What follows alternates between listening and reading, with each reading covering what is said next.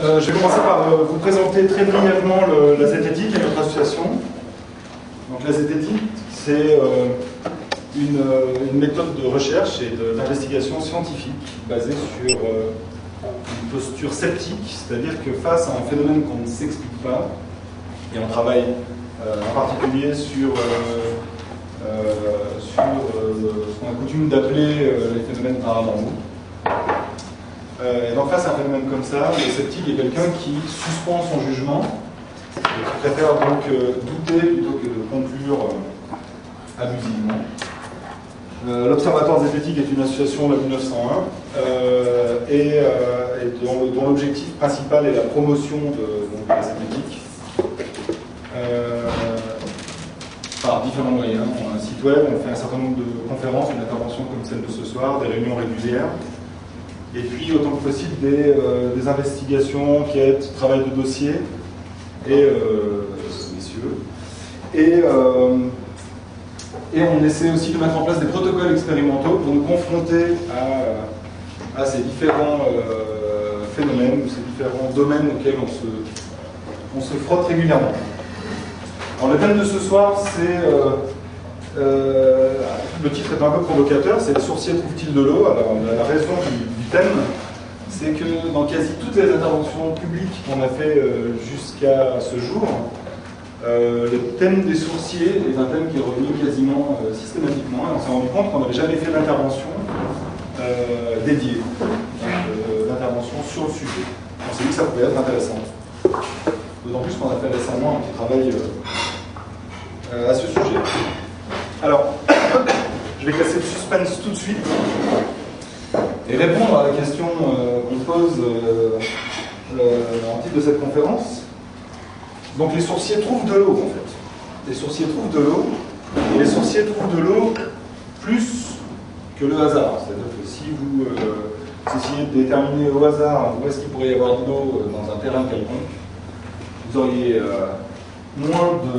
une réussite qui serait probablement inférieure à celle qui est en sorcier. Les sorciers trouvent de l'eau. Toute la question, c'est pourquoi trouvent-ils de l'eau? Et est-ce qu'ils trouvent de l'eau grâce à leurs instruments? Est-ce qu'il y a d'autres paramètres qui peuvent expliquer quel est l'état de la recherche? Est-ce qu'il y a des scientifiques qui se penchent là-dessus? Et qu'en disent-ils? Les sourciers, j'imagine que la plupart d'entre vous savez ce que c'est. En gros, ce sont des gens qui sont spécialisés dans la recherche d'eau, au moyen soit d'une baguette, très souvent une baguette en Y, soit de deux baguettes coudées en métal, soit, troisième instrument très souvent utilisé, le pendule, qui permet de trouver de l'eau. La sourcellerie, l'art de chercher des sources, n'est qu'un des aspects d'un domaine un peu plus vaste qui s'appelle la radiesthésie,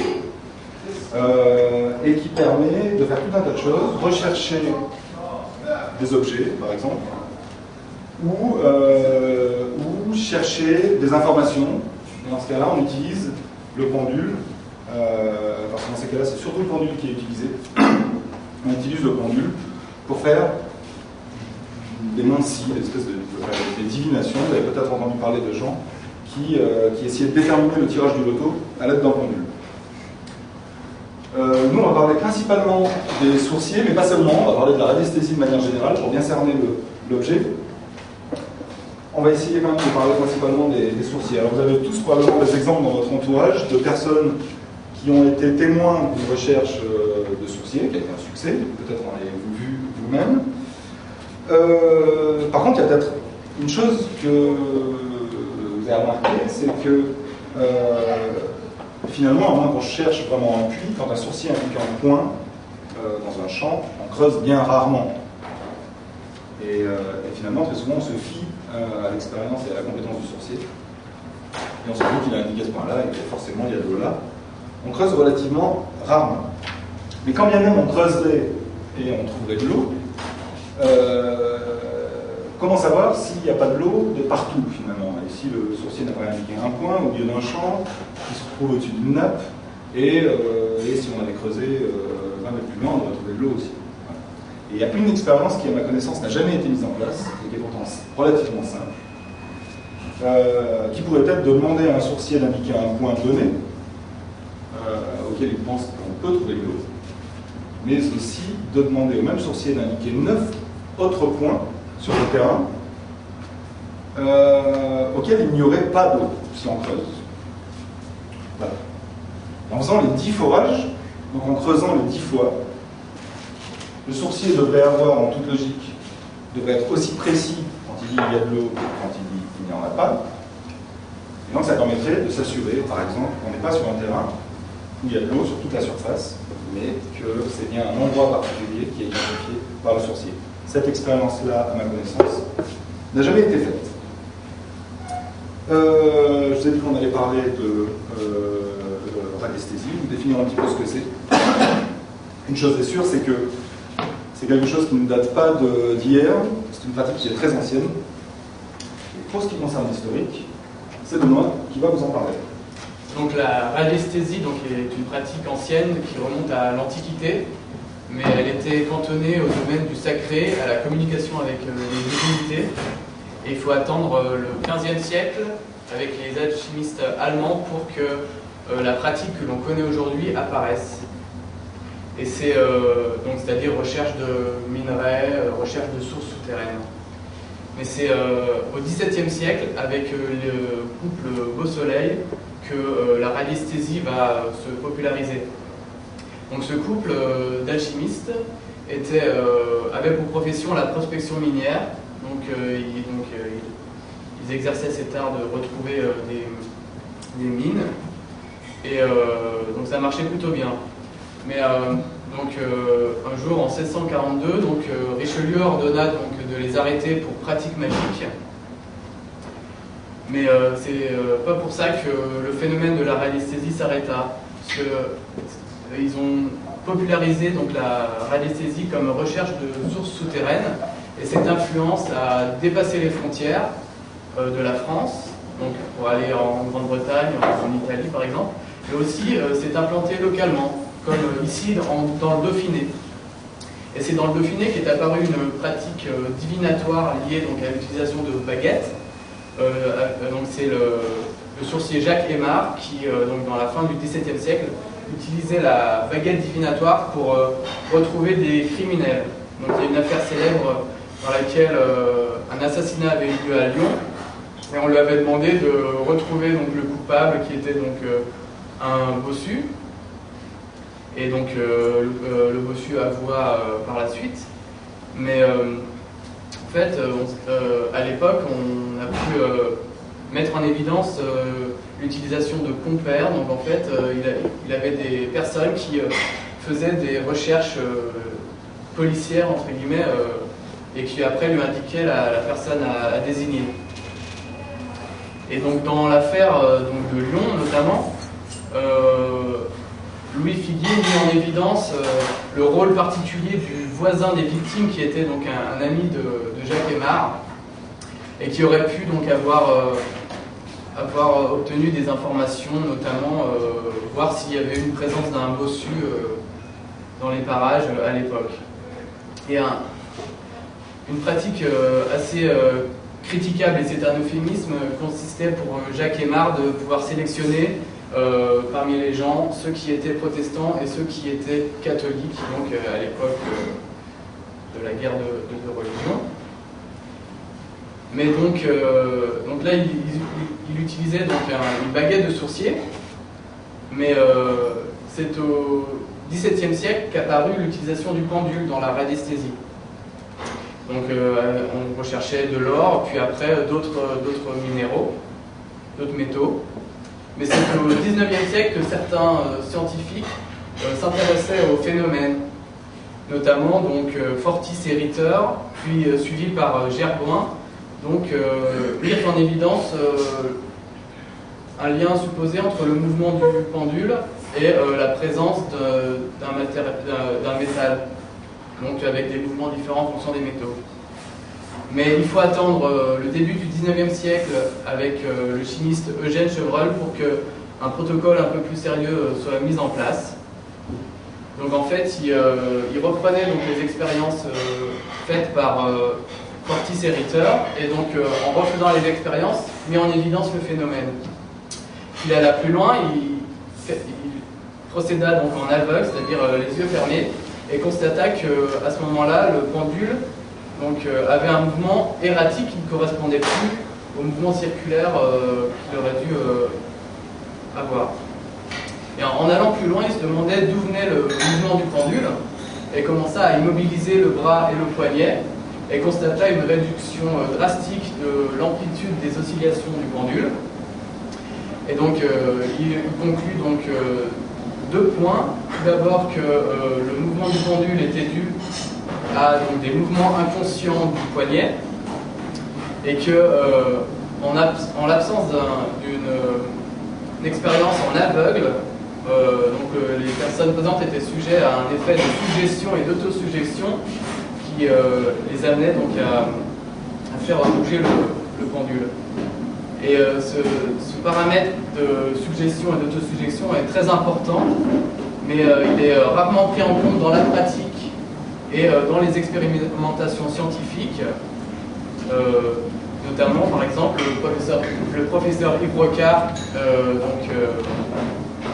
avec ses expériences, n'avait pas mis de côté ce biais. Alors, le professeur Yves Rocard est souvent cité par les sourciers ou les radiesthésistes comme la caution scientifique,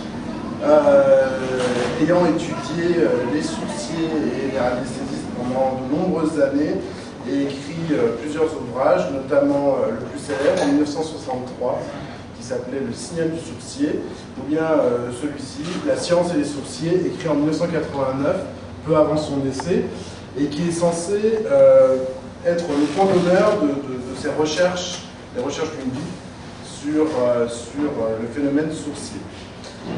Qui est Yves Rocard? Yves Rocard, c'est le père de Michel Rocard, et il était un des grands physiciens du XXe siècle en France, et notamment il est reconnu comme étant le père des programmes de la bombe A et H en France.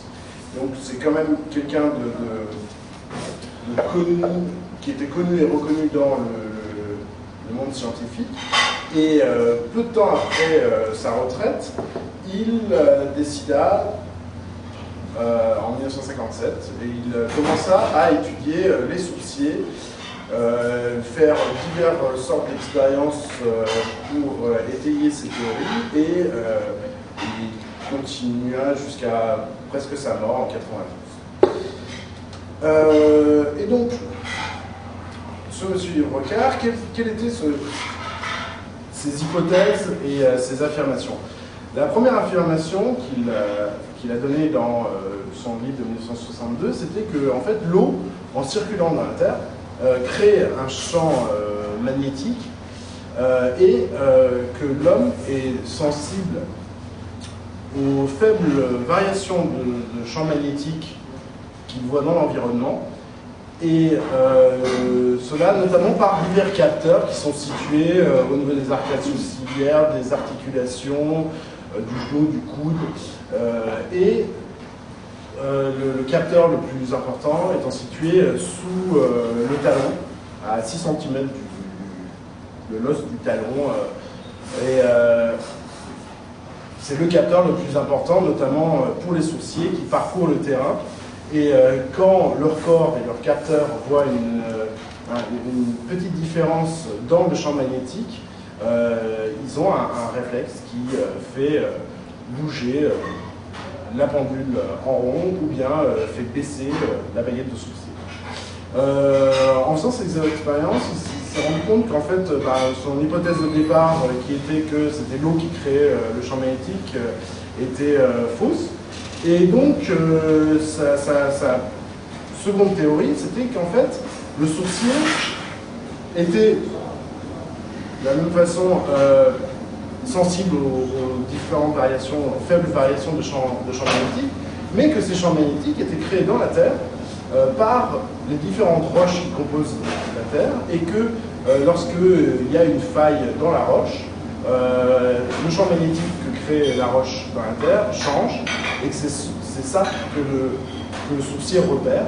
Et Le plus souvent, comme l'eau s'infiltre là où il y a des failles dans la roche, effectivement, là où il repère un changement de champ magnétique, il y a la faille, donc avec de l'eau dans la faille. Mais ces différentes expériences n'étaient vraiment jamais en double aveugle. Il testait beaucoup de choses lui-même ou bien sur des personnes qui étaient devant lui, alors que lui, il avait la réponse de ce qu'il cherchait à prouver. Et souvent, en science, eh bien, quand on cherche à prouver absolument une chose, on arrive toujours à le prouver, à se faire croire qu'on a réussi à le prouver. Et une des expériences célèbres, c'est celle de la semelle magnétique, où il fabrique une semelle en bois, il place quelques tours de fil, une petite bobine, une pile et un petit branchement avec un petit interrupteur à tenir dans la main, sous le pied de quelqu'un qui tient une pendule. Et en mettant le courant ou non, ça crée un champ magnétique sous le pied de la personne et sous le capteur le plus important des sourciers, celui du talon. Et ça fait tourner le pendule dans un sens ou dans l'autre, suivant le sens du courant. Et ben, cette expérience a été reproduite de nombreuses fois, que ce soit à Grenoble ou bien par Henri Brock à Nice, et jamais ça s'est révélé être vrai et prouver quoi que ce soit, ou quelconque corrélation entre le sens du courant et du champ magnétique et le sens de rotation du pendule. C'est pour ça qu'il faut vraiment, si on veut expérimenter quelque chose, le faire dans des conditions très rigoureuses et de façon à être sûr de ce qu'on mesure, de ce qu'on ne mesure pas, et de le faire de façon en double aveugle. D'ailleurs, on a été contacté récemment par une personne d'Argenton-sur-Creuse qui se dit en possession d'éléments poltergeist. Alors, un élément poltergeist, qu'est-ce que c'est? C'est un élément qui a subi une matérialisation, dématérialisation ou un déplacement spontané. Donc, cette personne-là l'a fait circuler à différents radiesthésistes afin d'évaluer si vraiment il y avait quelque chose, un rayonnement particulier. Et à l'unanimité, ils ont tous conclu que ces éléments avaient un taux vibratoire exceptionnel de l'ordre de 20 000 bovis. Donc les bovis, c'est une mesure en fait en radiesthésie. Donc il nous a demandé de créer un protocole autour de ça de manière rigoureuse, qu'on puisse en tirer des conclusions scientifiques. Donc on a commencé par poser des questions aux différents radiesthésistes pour connaître mieux leur pratique. Et à partir de là, on a monté avec eux un protocole rigoureux. Donc le protocole en quoi il consistait, c'était de retrouver un élément qui avait un rayonnement pour eux exceptionnel parmi 10 éléments. Donc comment est-ce qu'on a mis ça en place? Alors on a eu besoin de deux équipes. Une qui va tirer au sort des emplacements qu'auront les éléments particuliers. Et une autre équipe qui va accompagner le radiesthésiste lors de ses recherches et noter ses résultats au fur et à mesure. Donc pour pas qu'il y ait de relation entre les deux équipes, pour respecter ce qu'on appelle le double aveugle, il a fallu donc 3 pièces. Une où sera tiré au hasard les positions de l'élément particulier. Une où s'effectuera la recherche, où à aucun moment les deux équipes seront dans cette pièce. Et une pièce de repos où attendra le radiesthésiste avec ses deux assesseurs. Et donc, on a mis ça en place, avec leur accord bien sûr, donc ça correspondait à bien leur pratique selon eux. Donc, on avait 2 radiesthésistes, donc on a fait plusieurs expériences. Le premier travaillait avec un pendule, donc il cherchait l'élément poltergeist avec son pendule. Donc, les conclusions de cette expérience, il a fait 7 essais lors de cette expérience. Et on a seulement eu un succès. À un seul moment, il a réussi à trouver où était l'élément particulier par rapport aux autres. Alors que pour que ce soit en dehors du hasard, il aurait fallu qu'il en trouve 4. Donc ensuite, le deuxième sourcier, qui lui travaillait plutôt avec des baguettes, a voulu travailler avec un élément à lui qui savait particulier et qu'il avait l'habitude de travailler avec. Il a voulu mettre le protocole en jeu avec ça. Et il a donc fait 10 essais. Il a eu 2 succès, à deux reprises il a réussi à trouver l'élément, alors qu'il en a fallu 5 pour que ce soit en dehors du hasard. Et il a recommencé notre protocole, mais avec cette fois l'élément poltergeist. Et il a fait cette fois-ci 32 essais. et il en a réussi 4. Alors qu'il aurait fallu en avoir 9 pour que ce soit en dehors de hasard. Donc, ce qu'on a pu comprendre de ces différentes expériences, c'est qu'on était dans les bandes du hasard, c'était pile poil la moyenne, quoi, les résultats. Et donc ils ont été très déçus des résultats, et on a été également très déçus des résultats. Je vais conclure ce taux d'horizon rapide. On a évoqué un certain nombre d'aspects autour des sourciers. Mais l'intérêt de la rencontre de ce soir, il est surtout dans l'échange, en fait. Vous avez vu qu'on est tous allés très vite. Donc on a fait qu'effleurer les sujets. Si vous avez des questions, soit sur ce qui a été dit, soit sur d'autres choses qui n'ont pas été abordées, c'est le moment d'en discuter. Voilà, j'essaierai de modérer comme je peux. Qu'est-ce que je peux vous dire d'autre? Pas grand-chose. Voilà. Si vous avez des questions, je pense que vous en aurez. Je vous écoute.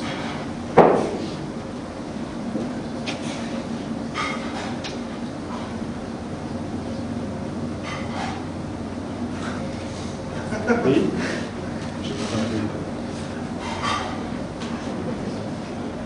J'aurais juste une question, c'est plus une question de demain.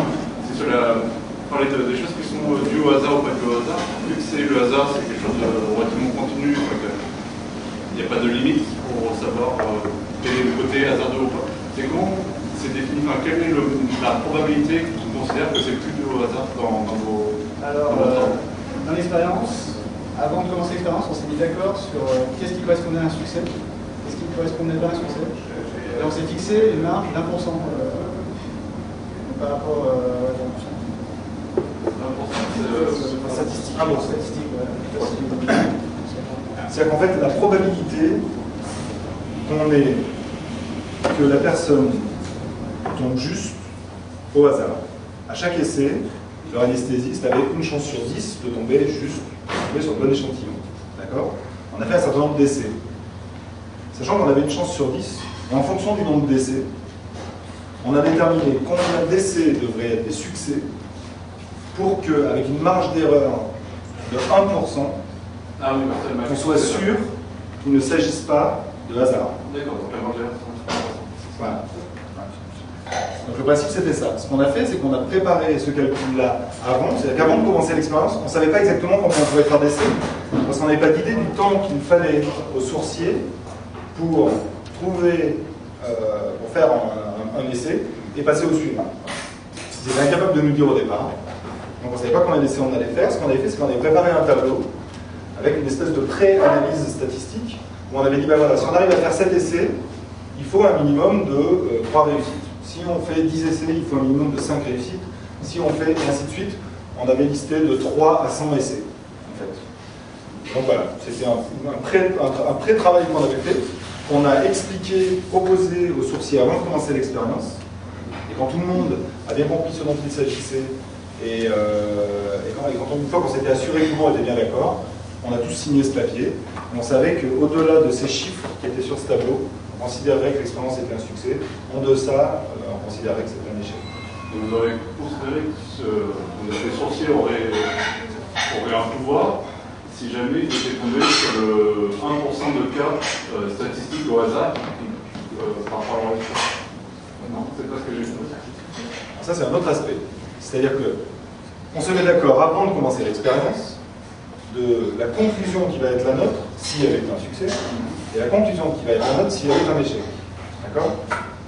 Ce qu'on avait dit, c'est que si elle est un succès, on en prendra acte, l'expérience est un succès, le score est supérieur à ce que donnerait une performance au hasard, d'accord? Mais, on ne sait pas, peut-être qu'on a fait un mauvais travail, que notre protocole n'a pas été très bien designé, et peut-être qu'on a induit un certain nombre de biais dans notre protocole. Ce qui se fait en science habituellement en ce cas-là, c'est qu'il y a une replication, une reproduction du protocole par une équipe complètement indépendante. D'accord? Cette équipe-là se penche de façon très détaillée sur le protocole, et c'est de voir s'il y a des biais qui sont identifiés, s'il y en a, elle va les éliminer, et essayer de reproduire l'expérience. On s'était mis d'accord, nous, pour dire si l'expérience est un succès, on va prendre acte du succès, on va dire voilà, dans les conditions qui sont les nôtres, le ou les radiesthésistes ont effectivement été capables de retrouver un échantillon particulier parmi 10, nous appelons à une reproduction d'expérience par un laboratoire indépendant pour pouvoir confirmer les résultats. En cas d'échec, on a dit dans les conditions qui étaient les nôtres, les sourciers n'ont pas pu identifier un échantillon particulier parmi 10. Les sourciers peuvent évidemment à ce moment-là demander, eux, une reproduction d'expérience. Et là, la nouvelle, c'est ce à quoi ils s'attelaient, c'est-à-dire qu'ils essayaient, à partir du même protocole, de remettre en place le même type d'expérience au sein de leur association à Paris. Est-ce que ça veut dire qu'un individu lambda qui ferait le même travail qu'a fait le sourcier obtiendrait à peu près le même résultat? Étant donné que c'est une performance qui est de l'ordre du hasard, n'importe qui est capable de réaliser la même performance. Ça reviendra au même. Si moi je fais la même chose, je trouverai autant la même chose.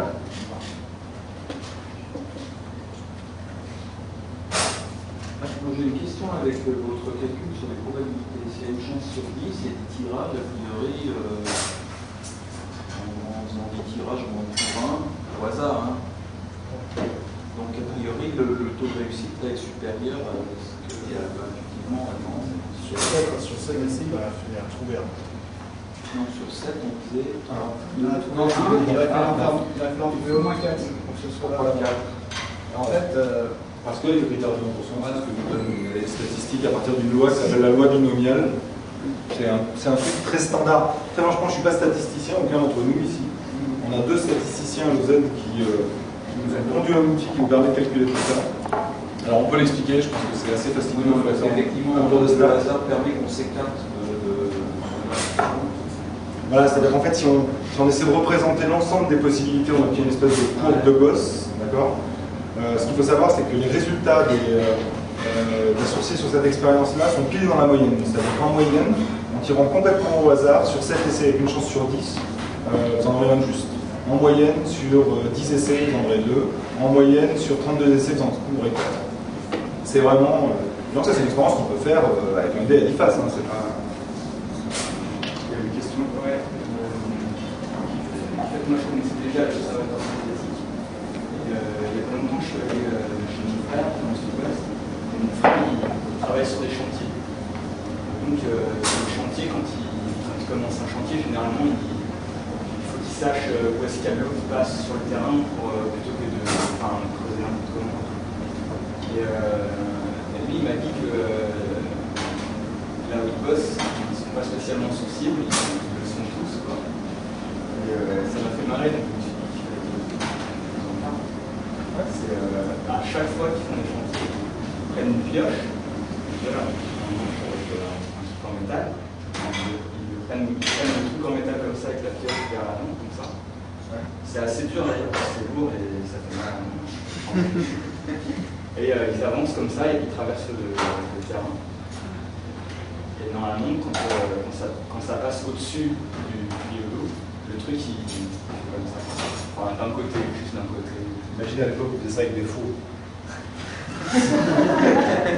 Non mais, ceci dit, moi je lui ai dit, mais c'est quoi, c'est comme je te jure, on fait ça à chaque fois, ça marche. Et n'importe qui, quoi, ils ont pas un gars à l'équipe, c'est interchangeable, et moi il m'a fait faire. Donc je sais que ça fait mal, hein, c'est chiant. Mais elle disait, ouais, pour traverser la route, moi je peux y aller, qui passe. Nous on n'a pas creusé, mais effectivement, évidemment, ça. D'accord. Il savait qu'il y avait une conduite ici, là, à cet endroit-là?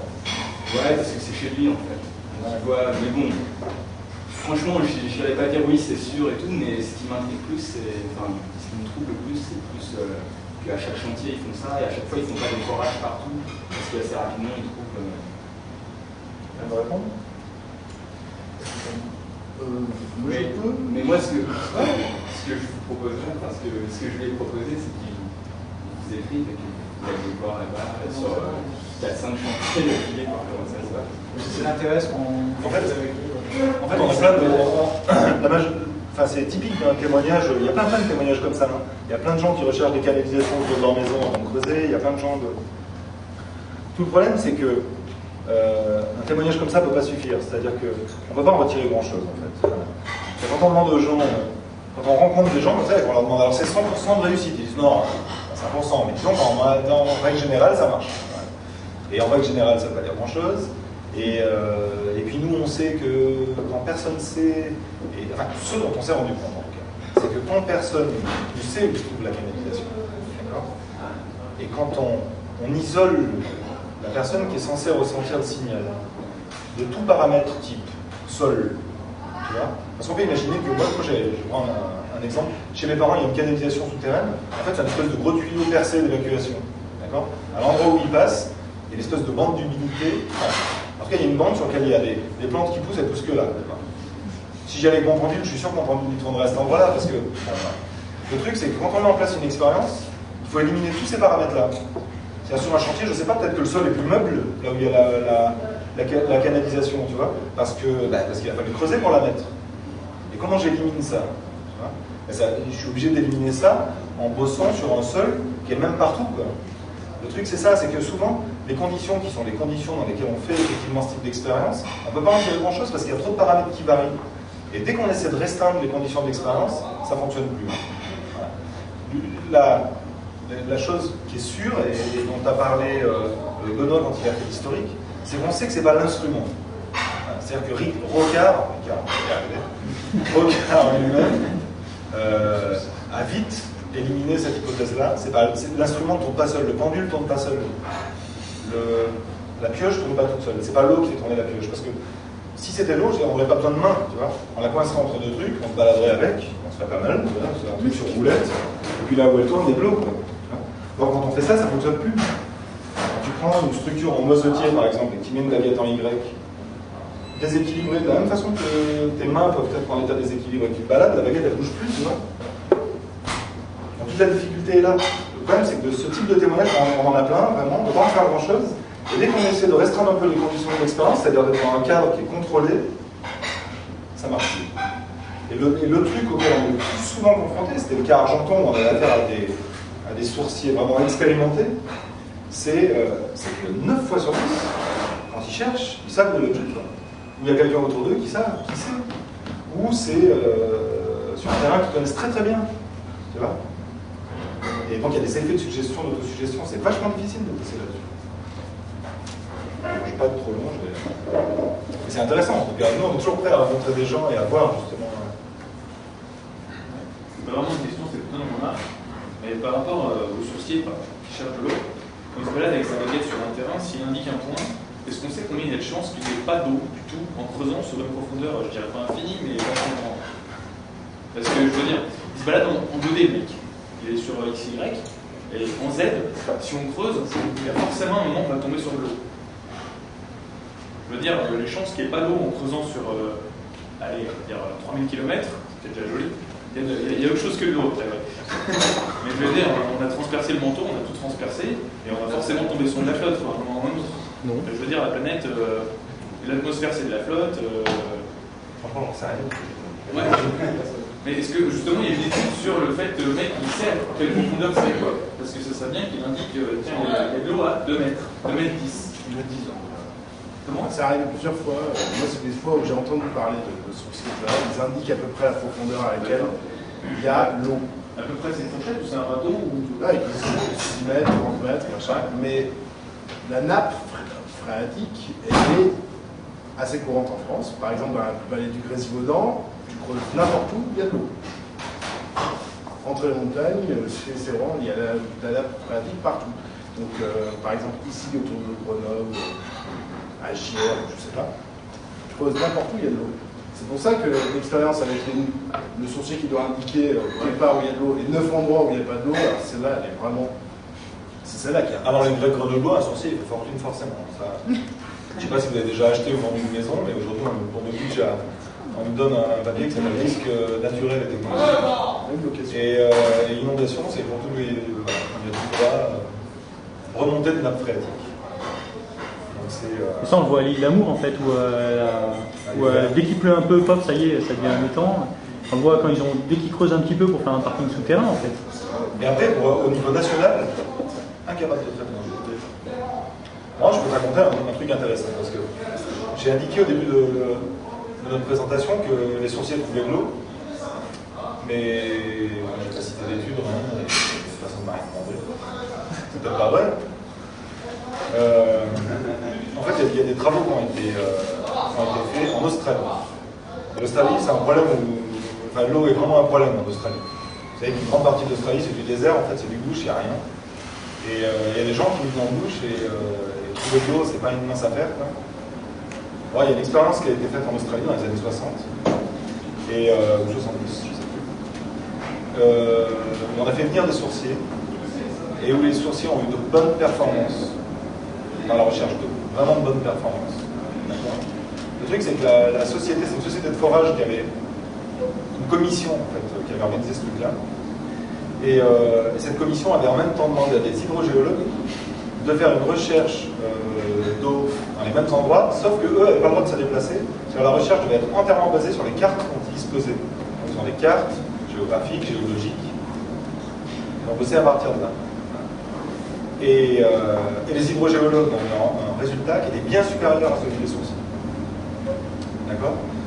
Donc, encore une fois, les sourciers trouvent de l'eau. Ils ont fait la preuve qu'ils trouvaient de l'eau dans le cadre de cette expérience qui était plutôt bien menée. Donc, quelles sont les raisons pour lesquelles ils trouvent de l'eau? On n'est pas beaucoup plus avancé. Mais ils étaient dans un terrain inconnu, quoi. Comme tu disais, à chaque fois qu'ils trouvent de l'eau, genre chez les parents, tout ça, ils savent son localisation. Là-bas, ils connaissaient un peu. Oui. Et peut-être que, j'en sais rien, la géologie est beaucoup plus accidentée, tu vois. C'est super difficile de... C'est pour ça qu'on... Le truc, c'est que tout ce qu'on sait, c'est que quand on les isole de tous ces paramètres, ça ne fonctionne plus. Après, quels paramètres rentrent en compte, on n'en sait rien. Et c'est ce qui est intéressant dans le phénomène des sourciers, c'est que ça reste un phénomène largement inexpliqué, en fait. La raison, on ne la trouve pas, on ne la connaît pas. Et il n'est pas sûr que d'un sourcier à l'autre et d'une région à l'autre, les raisons pour lesquelles ils trouvent de l'eau soient les mêmes. Disons que l'hypothèse la plus vraisemblable, c'est qu'il y a la prise en compte de façon empirique de tout un tas de paramètres. Végétaux, nature du sol, géographie, est-ce qu'on est dans une cuvette, j'en sais rien, un arbre, il y a des gens qui disent que s'il y a un figuier qui pousse, il y a une source dessous. La prise en compte de tout un tas de paramètres comme ça qu'on a fini avec l'expérience, à force de traîner dans les mêmes coins et de faire des recherches et tout, on se rend compte quand on a eu un échec et quand on a eu un succès. Et de façon empirique, comme ça on intègre tout un tas de paramètres qui font que peu à peu notre performance augmente. Et effectivement, quand on discute avec les sourciers, ils sont bien meilleurs quand ça fait 30 ans qu'ils pratiquent, et ceci c'est un peu dans n'importe quel métier, ils sont bien meilleurs quand ça fait 30 ans qu'ils pratiquent que quand ça fait 5 ans. Donc c'est l'hypothèse qui nous semble la plus vraisemblable. Mais après, c'est juste une hypothèse. Pour la mettre pour qu'elle soit prouvée, pour au moins un sourcier particulier dans un coin particulier, ça veut dire qu'il faudrait qu'on soit capable d'intégrer tous les paramètres en même temps, qu'on les élimine les uns après les autres, et qu'on puisse dire, bah voilà, la nature du sol joue visiblement à 20%, parce que dès qu'on change le sol, enfin, c'est une expérience La commission australienne, c'était juste pour tester les sourciers, c'est ça l'idée au départ. L'idée c'était de trouver de l'eau. Trouver de l'eau. Et du coup, en fait, le bilan après ça, c'est-à-dire que les hydrogéologues étaient bien plus efficaces, donc en fait, en Australie, plus personne n'utilise des sourciers ou non, c'est l'intérêt après, à la fin, c'était quoi? D'après ce que j'ai compris, je ne suis pas sûr, je ne connais pas très bien ce protocole-là, mais d'après ce que j'ai compris, en fait, c'est une hypothèse annexe qui vérifie. Le but, c'est de trouver de l'eau. Voilà. Pour maximiser les chances, ils ont mis des sourciers, ils ont dit, si les hydrogéologues, plutôt que de les faire déplacer dans un coin qui est gigantesque, on va les faire passer sur carte. Je ne sais pas si dans un deuxième temps, par exemple, ils n'ont pas fait effectivement se déplacer pour forer ça. En gros, tout ce que je sais de cette expérience-là, c'est ce que je t'en ai raconté.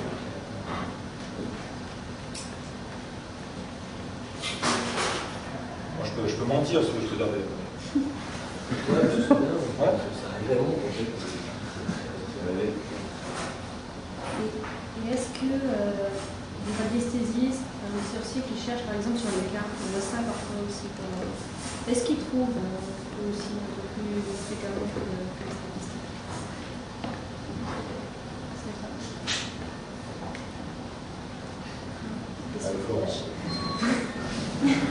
En fait, on a travaillé avec un radiesthésiste qui faisait de la recherche de personnes disparues sur Plomb. Mais on était plein. Donc, Florent, tu veux en parler ou... sur la tête, est-ce qu'un sourcier hydrogéologue de formation? C'est pas une question idiote, je vais te dire pourquoi. C'est parce qu'en fait, alors je sais pas s'il y a des gens qui ont l'habitude de travailler avec des sourciers, mais très très souvent, les sourciers sont des relativement bons hydrogéologues. Hein. C'est-à-dire que moi j'ai un cousin qui est hydrogéologue, quand il part avec un sourcier, il se prend pas la plupart du temps. C'est-à-dire que le vocabulaire est à peu près le même. Et très souvent, les sourciers font de l'hydrogéologie en amateur. Et donc voilà, ils sont capables d'avoir un échange relativement souple avec l'hydrogéologue. Les hydrogéologues sourciers, il y en a quasi tous.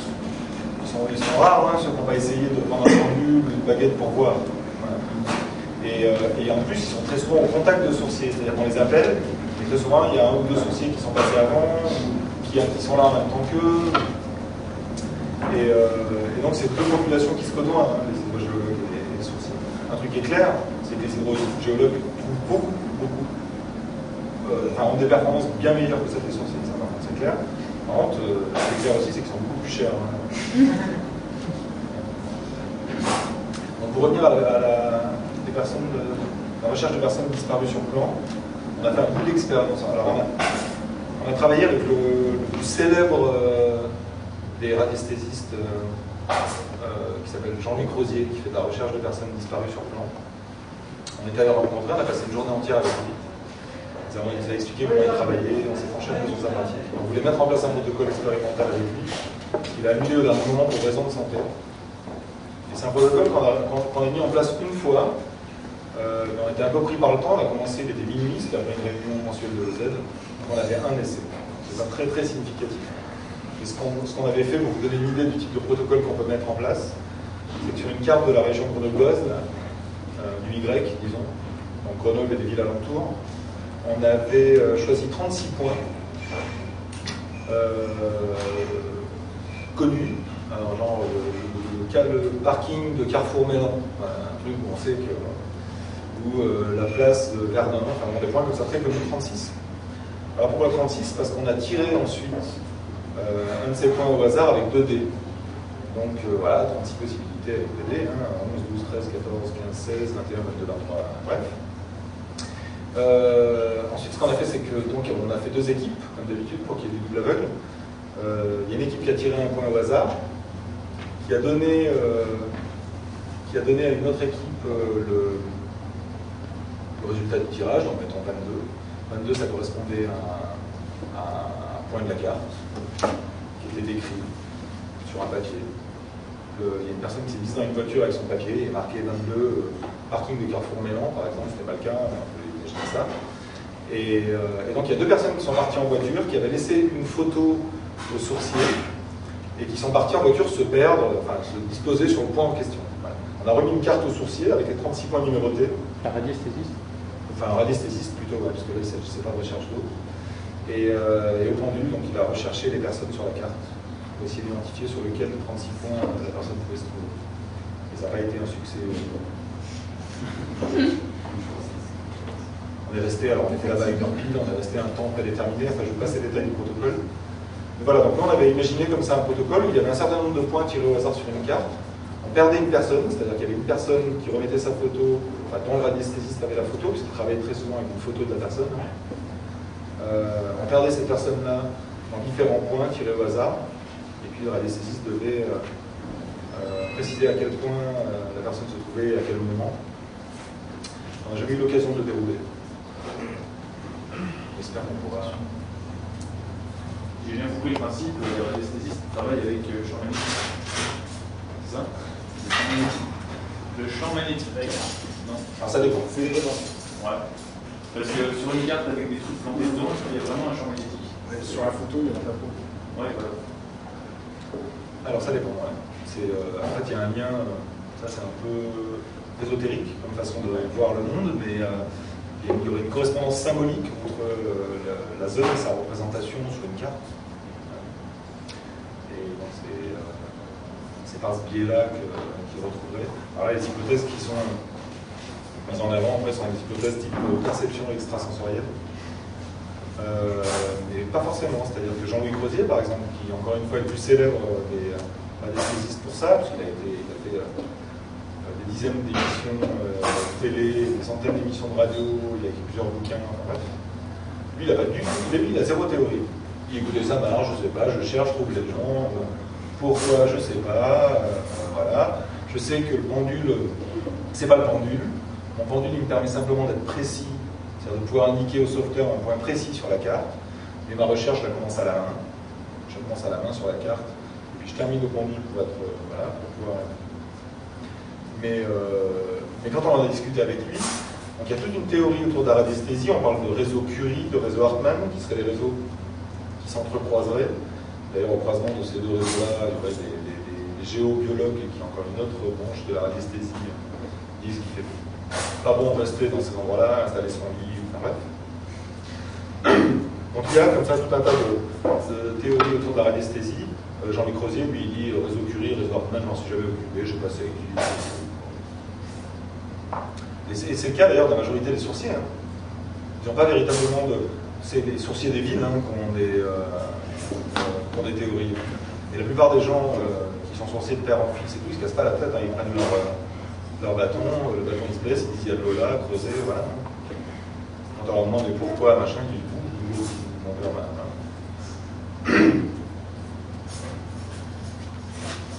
Il y a vu qu'il y en a qui font la recherche sans accessoires, sans bâton. Sourcier.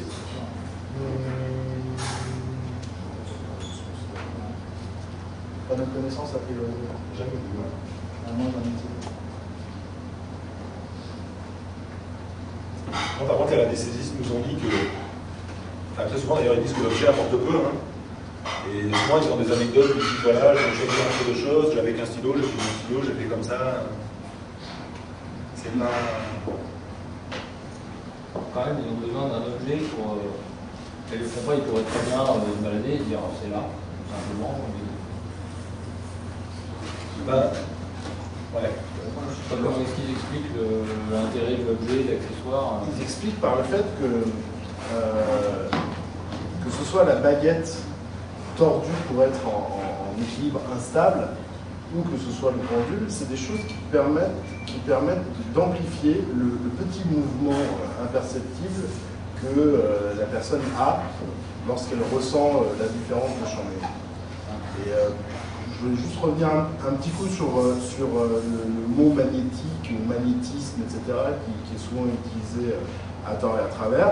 Comme Yves Rocard en parle en long, en large, en travers, ça se mesure très bien. Il y a une unité de mesure pour cela, c'est le Tesla, et c'est un peu différent de ce que les magnétiseurs ou les autres, les bovis, etc. C'est pas en bovis que ça se mesure, un champ magnétique, c'est en Tesla. Et les bovis, pour mesurer quelque chose en bovis, il faut un instrument, l'antenne de Lécher, la pendule, etc. Alors que pour mesurer un champ magnétique, c'est un magnétomètre. En fait, la plupart des radiesthésistes qu'on a rencontrés parlent assez peu de magnétisme en tant que tel. Magnétisme au sens de aimant, ils parlent plutôt de taux vibratoire, donc de vibration, d'énergie, plus ça que le magnétisme en tant que tel. Le Tesla et le magnétisme, c'est l'unité de mesure qui mesure la force d'onde, c'est pas du tout. Force d'onde. Est-ce que vous pouvez refaire sur le magnétisme, s'il vous plaît, juste pour que je puisse me placer. Quand un sourcier parle de magnétisme, c'est-à-dire que c'est le magnétisme au sens ésotérique, vibratoire, énergie, etc., ou est-ce que c'est au sens de mesure électromagnétique, juste comme ça, c'est quoi le Tesla, ça existe ou pas? Oui, d'accord, mais ça existe et ça se mesure, et tu peux parcourir un terrain avec ton magnétomètre et voir la différence de champ magnétique qu'il y a entre là et là. C'est des soucis, encore une fois, ils parlent très peu de magnétisme. Hein. Ils parlent de cheminée cosmotellurique, ils parlent de... Non, c'est vrai, ils parlent de... Voilà, l'énergie tellurique, etc. Ils parlent de réseau Hartmann, de réseau Curie, assez peu de magnétisme. Hein. C'est Yves Rocard qui, lorsqu'il veut confronter la science avec les sourciers, essaye enfin parle lui de magnétisme, essaye de le mesurer, essaye de voir la corrélation entre le sens de rotation de son pendule et le champ magnétique créé par sa voiture lorsqu'il passe à côté et que son pendule l'aide à repérer sa voiture. Parce que en fait, ma question, c'est si quand je regarde par le magnétisme, c'est une donnée scientifique, ou c'est une magnétisme à une dimension ésotérique certaine, est-ce que c'est dans ce deux choses différentes, d'accord. Donc lui, il parle au sens de. Mais il mélange la chose. La notion comment ça se mesure en fait sur un terrain en fait. Il mélange les notions aussi, il n'est pas très cohérent. Comment on mesure un champ magnétique, c'est ça la question? Je le cherche un peu. Un magnétomètre. Un magnétomètre. Voilà.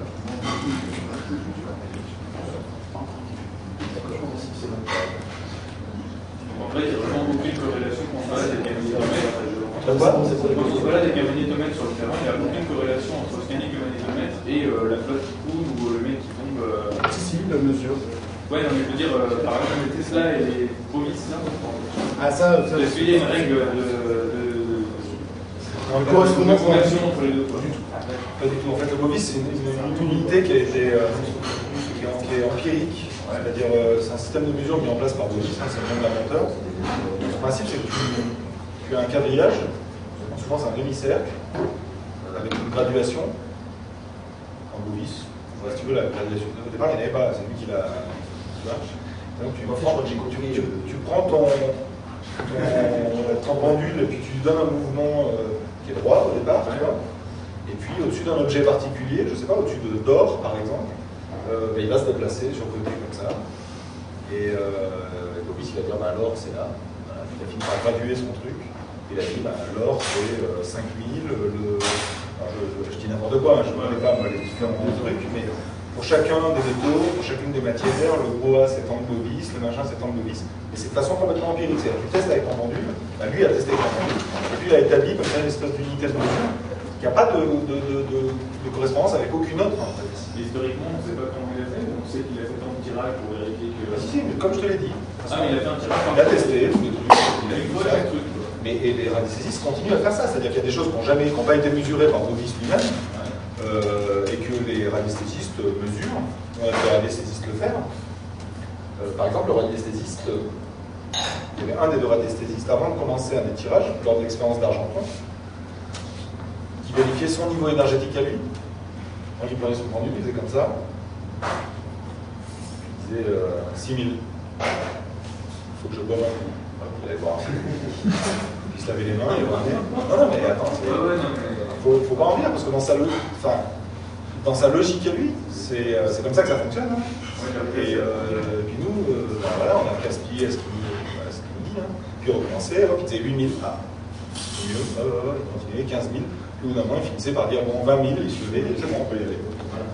Alors 20 000 quoi? On s'en rendait compte, qu'est-ce qu'il ressentait, machin. Le truc, c'est que c'était pas notre propos, dans le cadre de. Voilà. Et c'est vrai qu'on regardait un peu. J'avais demandé, il y avait un étalon en fait, il y a un symbole en dessous duquel il met son pendule en dessus de ce symbole et le pendule tourne avec une certaine amplitude en dessus de ce symbole. Exact. Voilà. Et quand il est en face de ça, en fait, pour s'étalonner, il se met en dessus de ce symbole, il sait que ça tourne d'une certaine manière et ça lui permet de réétalonner l'échelle. Encore une fois, c'est vachement aéronautique, il n'y a pas de distance par rapport au symbole, il n'y a pas de. Des pratiques de la radiesthésie, on a à peu près autant qu'il y a de radiesthésistes. Hein. Donc ils font chacun tous comme ils font. Il n'y a pas de norme, il n'y a pas de. Une norme ISO, tu veux dire? Et là aussi, on a vu des scènes du type un radiesthésiste vient avec son pendule, il se met au-dessus d'un objet, puis je demande à l'autre radiesthésiste, il dit moi je mesure 7000. Toi t'as combien? C'est 1800. Mais ouais, non mais c'est vrai. On a été. Tous les gens ne sont pas sensibles. Ne se rendent pas forcément compte d'à quel point, en disant moi je mesure 7000 et toi, ils peuvent influer sur la mesure suivante. Quoi. Et c'est vrai que c'était beaucoup comme ça. Et attention, on avait affaire à des radiesthésistes qui, comme l'immense majorité des radiesthésistes, étaient sincères, convaincus que ça fonctionnait, sur leur pratique. Enfin, c'était pas des escrocs, des charlatans, des mecs qui faisaient des coups. Et c'est pour ça que nous, bon là ça me fait marrer, je vous raconte parce que vous êtes des vilains sceptiques, mais quand on était avec eux et qu'on a passé 2 jours, on ne rigolait pas du tout. Hein, parce qu'ils vous auraient tapé un coup de pendule, je pense, et ils n'auraient pas eu tort. Hein. Une question que je me pose moi, si vous me permettez, est-ce qu'il y a une personne parmi vous qui est convaincue que les sourciers, enfin, qu'il y a quelque chose de spécifique par exemple, ou que c'est l'instrument qui permet de trouver de l'eau? Est-ce qu'il y a un sourcier parmi nous d'abord? Est-ce qu'il y a d'autres frères de sourciers? Le témoignage de monsieur, j'ai déjà entendu des gens qui sont des métiers de ce type, raconter la même histoire. Et je pense effectivement que tout le monde est sourcier et que statistiquement, il trouve peut-être un peu plus, mais ni plus ni moins. Ouais, c'est assez marrant. Avec le recul, moi, il y a une époque, j'avais un doute. J'ai vu quelques bouquins comme celui-là, le que sais-je aussi. Un que sais-je. Il n'y a pas de lien avec le magnétisme. Pas de lien simple.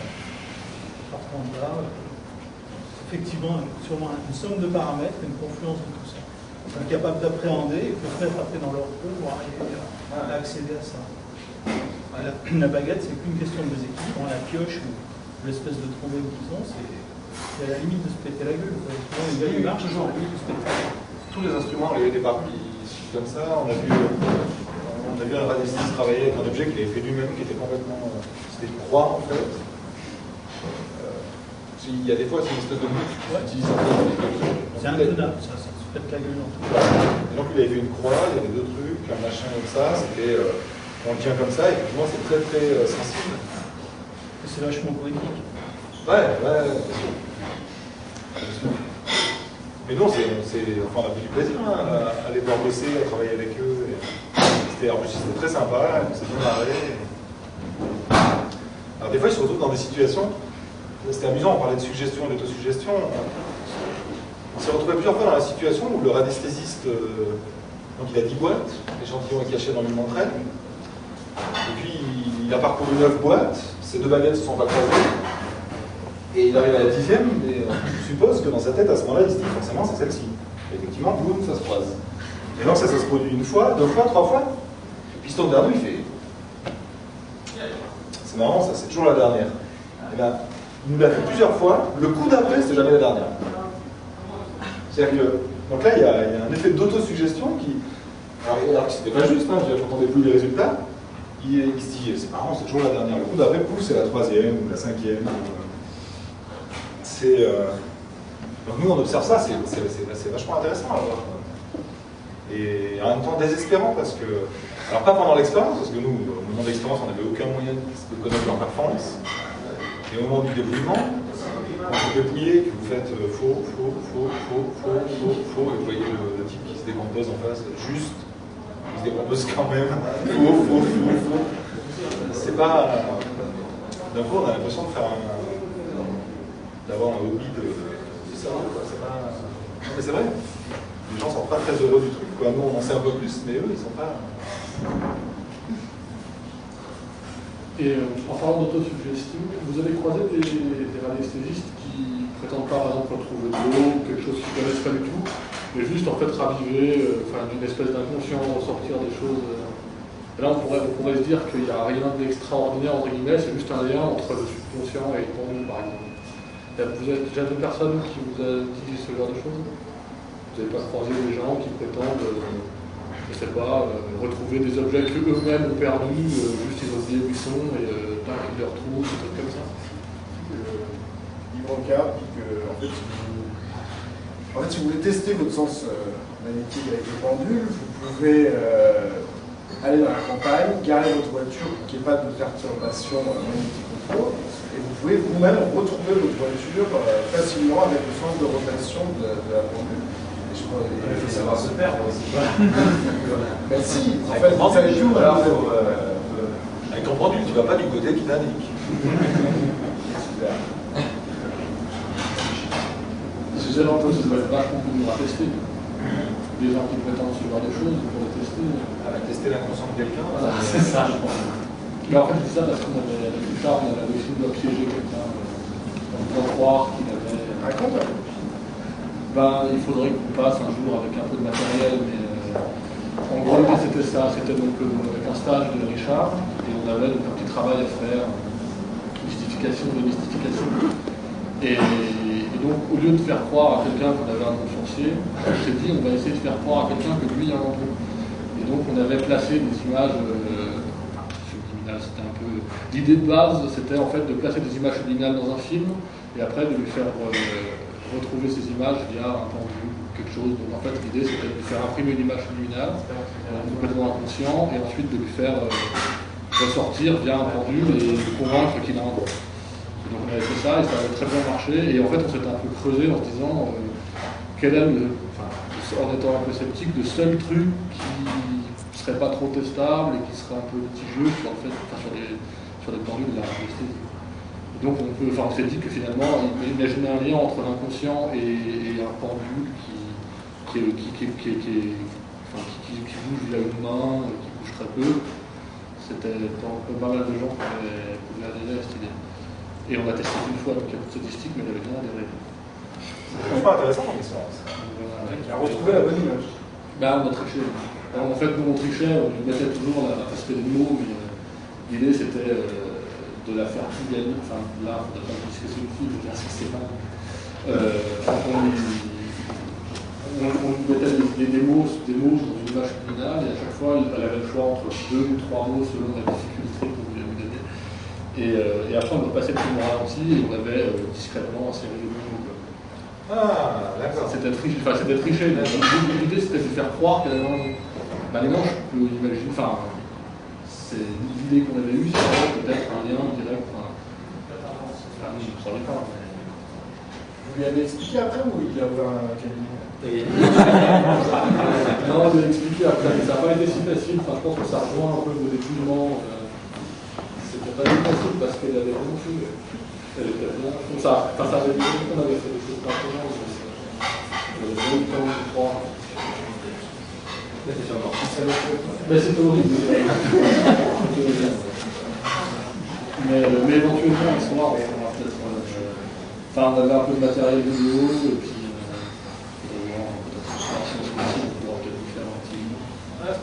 Expliquer un peu plus tout ce qu'on avait fait, etc. Sans tricher. Mais ce qui est marrant par contre, c'est que donc, on avait fait le travail avec, pour le stage de Richard, là. Et donc il y avait 2 jours de stage, une semaine ou 2, je ne sais plus, de pas stage. Et après, un jour de stage, on présentait le travail. Et donc nous, on est venu présenter ça, et au lieu d'expliquer comme ça de vous faire là exactement ce qu'on avait fait, on s'est dit on va faire une petite démonstration dedans. Et on avait montré ça à 20 sceptiques qui étaient là pour voir une supercherie. Et alors après, je ne sais pas ce qu'ils en ont pensé, on n'en a pas parlé. Et moi et mon collègue qui a monté l'expérience, on a été extrêmement surpris de la réaction qu'ils ont eue quand ils ont fait. Mais c'est pas possible, elle a tout trouvé. Il y avait une supercherie, ils le savaient, ils étaient là pour la voir, et ils ne l'ont pas vu. C'était où cette présentation? C'était un stage au CIES. Ah d'accord.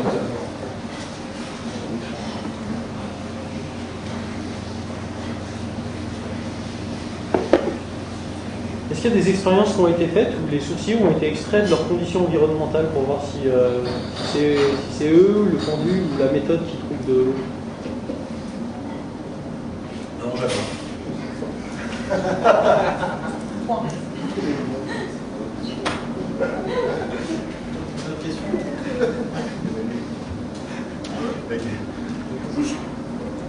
On pourrait poser la question dans l'autre sens. Est-ce que les sourciers exercent toujours dans un même secteur déterminé? Non, très souvent. Oui. Très souvent. Très souvent, le sourcier, c'est quelqu'un du coin, tout simplement parce qu'il y en a un peu partout. Et que du coup, à faire payer 400 km de déplacement à un type alors qu'il y en a un à 2 km. Et très souvent, quand on creuse un puits, c'est parce qu'on va voir le voisin qui a déjà creusé un puits. Et toi, tu as fait comment? Il dit j'ai fait appel au sourcier qui est là, et on fait appel au même. Hein. C'est comme ça que ça se passe.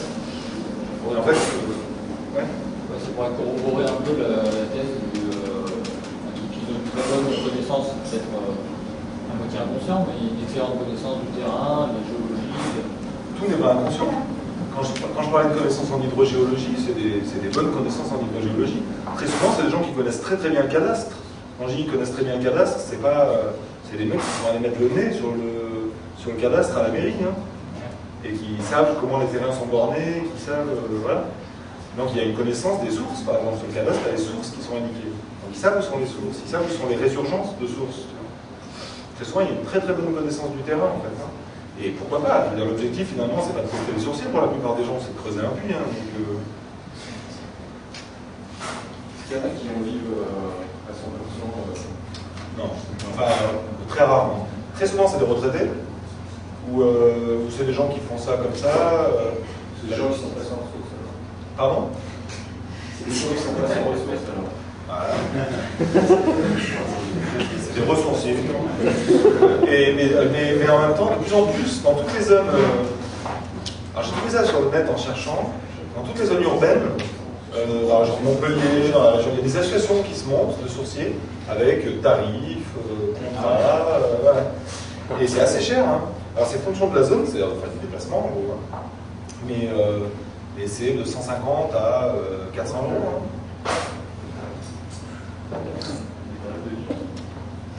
Ouais. Je me demandais s'il y avait des tarifs de nuit, je pense que. Des tarifs étudiants. Vous payez aussi les restos. Mais mes parents ont fait appel à un sourcier par exemple qui leur a demandé de creuser un endroit, il leur a dit il y a 10 mètres, il y a de l'eau, tant de débit et tout, à 12 mètres, il n'y a toujours pas d'eau. Et malheureusement, le foreur, il ne pouvait pas aller à plus de 12 mètres avec sa machine. Vous prenez en charge les frais du coup? Bah là, c'est un peu facilité par le fait que le foreur, c'était le fils du sourcier. Lui, il a dit Ça travaille en binôme.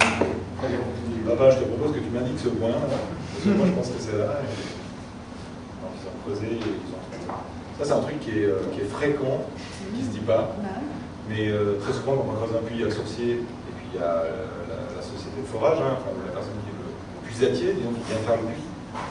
Et c'est pas la même personne, hein, les sourciers, ils ne creusent pas, enfin, rarement. Et donc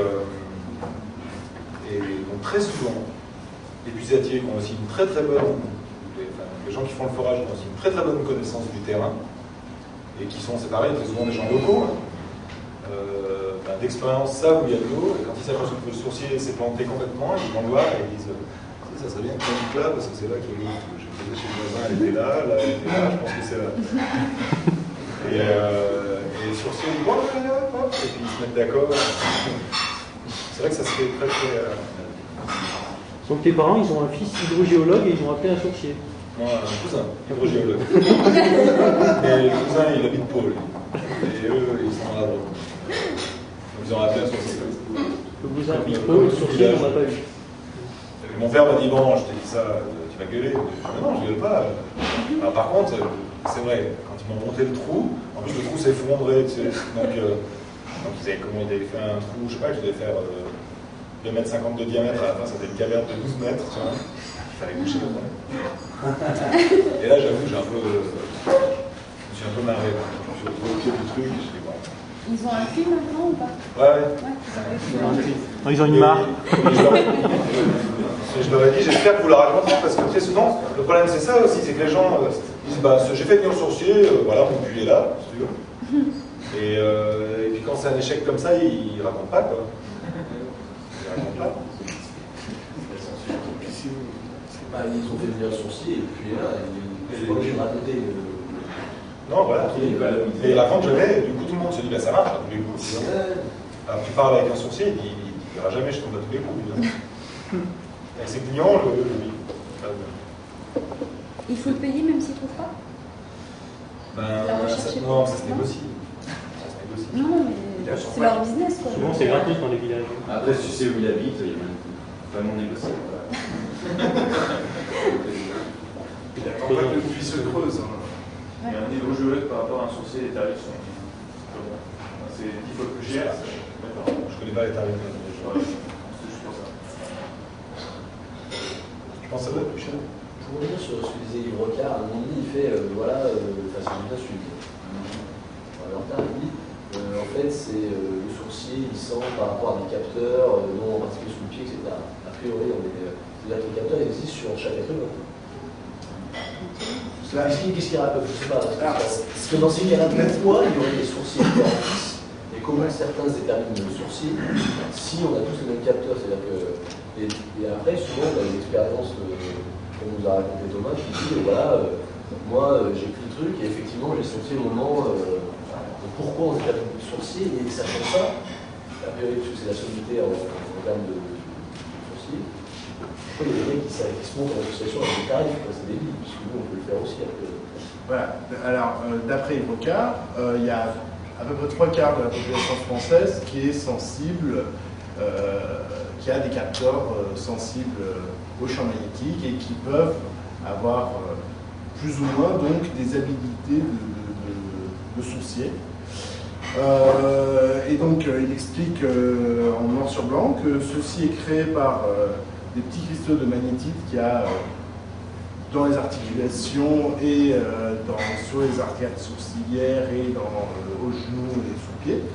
Et que pour lui, cette capacité est héréditaire et se transmet de père en fils et nous viendrait du temps où, dans la préhistoire, on vivait dehors, qu'il y avait des éclairs qui tombaient pas loin des gens et qui les magnétisaient. Et donc, c'est ce qui explique qu'il y a des familles qui, depuis la préhistoire, sûrement, ont gardé cette capacité, cet effet magnétique chez eux et pas d'autres. C'est extrêmement sur blanc.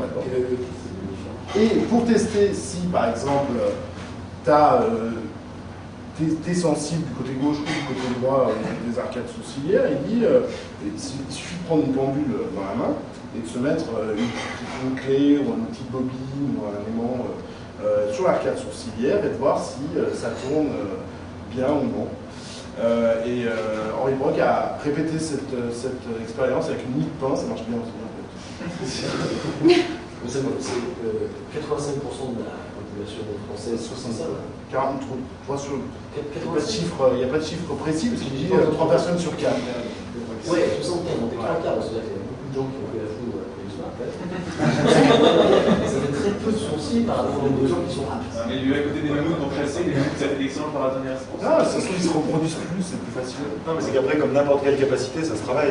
Ouais. Voilà. C'est tous courir, on ne sait pas tous faire un 100 mètres en. Il faut en être conscient aussi, savoir si on a un indicateur, machin. Voilà, il faut aussi s'y intéresser. Ouais. C'est un peu qui intéresse, tu testes toi-même, il donne plusieurs exemples de tests que tu peux faire toi-même avec ton pendule. Non, tout simplement, les gens le découvrent. Alors, comment ça se passe? Enfin, je sais pas si vous avez côtoyé un peu des sourciers. Le sourcier n'est jamais contre vous mettre une baguette entre les mains. Et puis on dit toujours, il y a des gens ça marche et des gens ça marche pas. Voilà. Et la plupart du temps, les gens découvrent leur don entre guillemets comme ça. On met la baguette entre les mains et il dit vas-y approche-toi, regarde. Là où ça s'est laissé pour moi. Hop, hop, hop, ça se laisse. Vas-y toi. Hop, ça se laisse. Voilà, hop, t'as pas le don. C'est vrai. Les gens approchent comme ça, en fait, c'est une expérience qui est assez impressionnante. Hein. Donc les gens approchent et dans des conférences comme ça. Et après il y en a qui font ça. Ouais, voilà. Moi ça marchait pas, j'ai honte, je me suis dit tant pis, je vais faire des conférences. Il y a une expérience de psycho qui est super intéressante où ils prennent un pendule comme ça et ils dessinent, ils demandent aux gens de tenir le pendule droit comme ça, en dessus d'une feuille, et sur la feuille, ils tracent une ligne verticale. Et en fait, on se rend compte qu'en disant aux gens, attention, hein, vous tenez bien le pendule droit, et puis en fait, le pendule il se balance un peu, et il se balance dans l'alignement de la ligne. Et si tu retournes la ligne et que tu la mets horizontale, hop, le pendule il va se déplacer, il va suivre la ligne horizontale. Donc et les gens, donc on leur dit bien l'instruction, c'est attention, vous balancez pas le pendule. Hein. Et de manière, en fait, ils suivent inconsciemment, ils balancent le pendule. Tu vois une ligne, forcément. Tu filtres. Voilà. Juste pour finir sur ce que je disais, les cristaux magnétiques, c'est ça, il dit qu'il y a des cristaux magnétiques un petit peu de partout. Mais ça peut vraiment, ça peut se faire, ça peut se vérifier super facilement. Enfin, à partir du moment où des gens. Et ça, c'est vérifié. C'est vérifié. Tout le problème, c'est une question de comment dire, de fer. C'est une question de puissance. C'est une question de que le fait qu'il y ait des particules magnétiques dans le corps humain et que l'homme soit sensible aux variations de champ magnétique, ça c'est très probable. Hein. Mais simplement, c'est dans quelle proportion tu vois? Et est-ce que les toutes petites variations de champ magnétique qu'il peut y avoir parce qu'on a des densités de roches différentes 8 mètres dessous, est-ce que ça, l'homme peut y être sensible? Ça, par contre, on n'a jamais réussi à le mettre en évidence. Il y a beaucoup de choses bizarres. Hein. Dans ce même bouquin, il teste le sourcier sur un banc, à 20 cm de la Terre, et le sourcier n'est plus capable de repérer le point qu'il repérait avant, machin. Alors moi j'aimerais bien savoir comment ils arrivent à repérer une faille qui se trouve à 1 mètre de profondeur, et dans laquelle pourrait y avoir de l'eau. S'il y aurait un vent dessous à 4 mètres, on ne trouverait pas. Il est capable il sent que la terre est fumeuse à ces endroits-là et tout. Mais si tu mets sur une surface, par exemple, sur une foot, tu mets du béton ou tu mets une dalle en bois, enfin tu mets des lattes de bois de partout et tout, mais il se déplace comme ça au-dessus, il ne peut pas capter les différences de sol. Est-ce qu'il peut retrouver quelque chose? En fait, l'expérimentation. Justement, il y a une expérience qui a été faite, l'expérience la plus évoluée qui a jamais été faite sur les sorciers. C'est l'expérience de Munich. Donc, Florent a essayé de me faire parler avec difficulté tout à l'heure. C'est la plus grande expérience qui a jamais été faite. Donc, ça a concerné 500 sorciers au départ. Qui on a demandé de s'auto-sélectionner pour qu'entre eux ils présentent des compétents. Et en tout, il y en a une cinquantaine qui a participé à l'expérience qui a duré 2 ans, donc à Munich. Et 200 000 Deutschmark que le gouvernement a mis sur le tapis. Et donc c'était, comme ça se déroulait sur 2 ans, ça veut dire que la météo était changeante, que potentiellement c'est pareil, l'élasticité du sol, il y a tout un tas de paramètres qui pouvaient changer. Donc ils ont fait ça en salle, en hangar, avec une dalle. Il y avait la majorité des sorciers qui disaient qu'ils étaient surtout compétents pour retrouver de l'eau qui circulait plutôt que de l'eau qui stagnait. Et donc ils ont construit sous une dalle un robot sur lequel ils ont positionné un tuyau dans lequel ils faisaient circuler de l'eau. Et ce robot il était sur 2 axes, comme ça, placé par un ordinateur. Et le sol était quadrillé. Et les sorciers devaient indiquer où se trouvait l'eau à un instant donné. Et avant de faire ça, en plus, ils prenaient la précaution, ils demandaient aux sorciers d'indiquer des points dans le hangar qui posaient problème pour une raison ou pour une autre et qui disaient que leur performance pouvait être dégradée. Ils excluaient du logiciel pour ce sorcier-là les points qu'il avait indiqués. Parce que quand la personne se pointait, on disait c'est le sorcier 16, mettons, il y avait un certain nombre de points sur lesquels le robot ne pouvait pas être placé parce qu'il les avait indiqués comme étant. Voilà. Cette expérience, elle s'est déroulée sur 2 ans. Et la toute première conclusion qui a été tirée, qui était assez amusante, c'est que quand on a additionné les différents points montrés par les 50 sorciers, ça couvrait à peu près la totalité du sol. Donc déjà, il y avait. Voilà. Nous, on a pu le voir aussi à Argenton, sauf qu'il y a des effets de suggestion, c'est pareil. Le premier sorcier qui est venu et qui a testé dans la salle, qui n'est pas d'endroit problématique, il en a trouvé un. Le deuxième qui est arrivé, il en a trouvé une quinzaine. Et puis le premier, après, il en a trouvé une douzaine. Donc bon, c'était la première conclusion. La deuxième conclusion, c'est qu'en gros, ça a représenté 1000 essais, cette expérience-là. Et que sur 1000 essais, la performance a été conforme au hasard. Voilà. Le truc, c'est que là où ça a été un échec, ils sont tombés dans un piège un peu... ils sont tombés dans un piège un peu pourri, c'est que quand ils sont penchés sur les résultats, ils ont dit que c'était un hasard.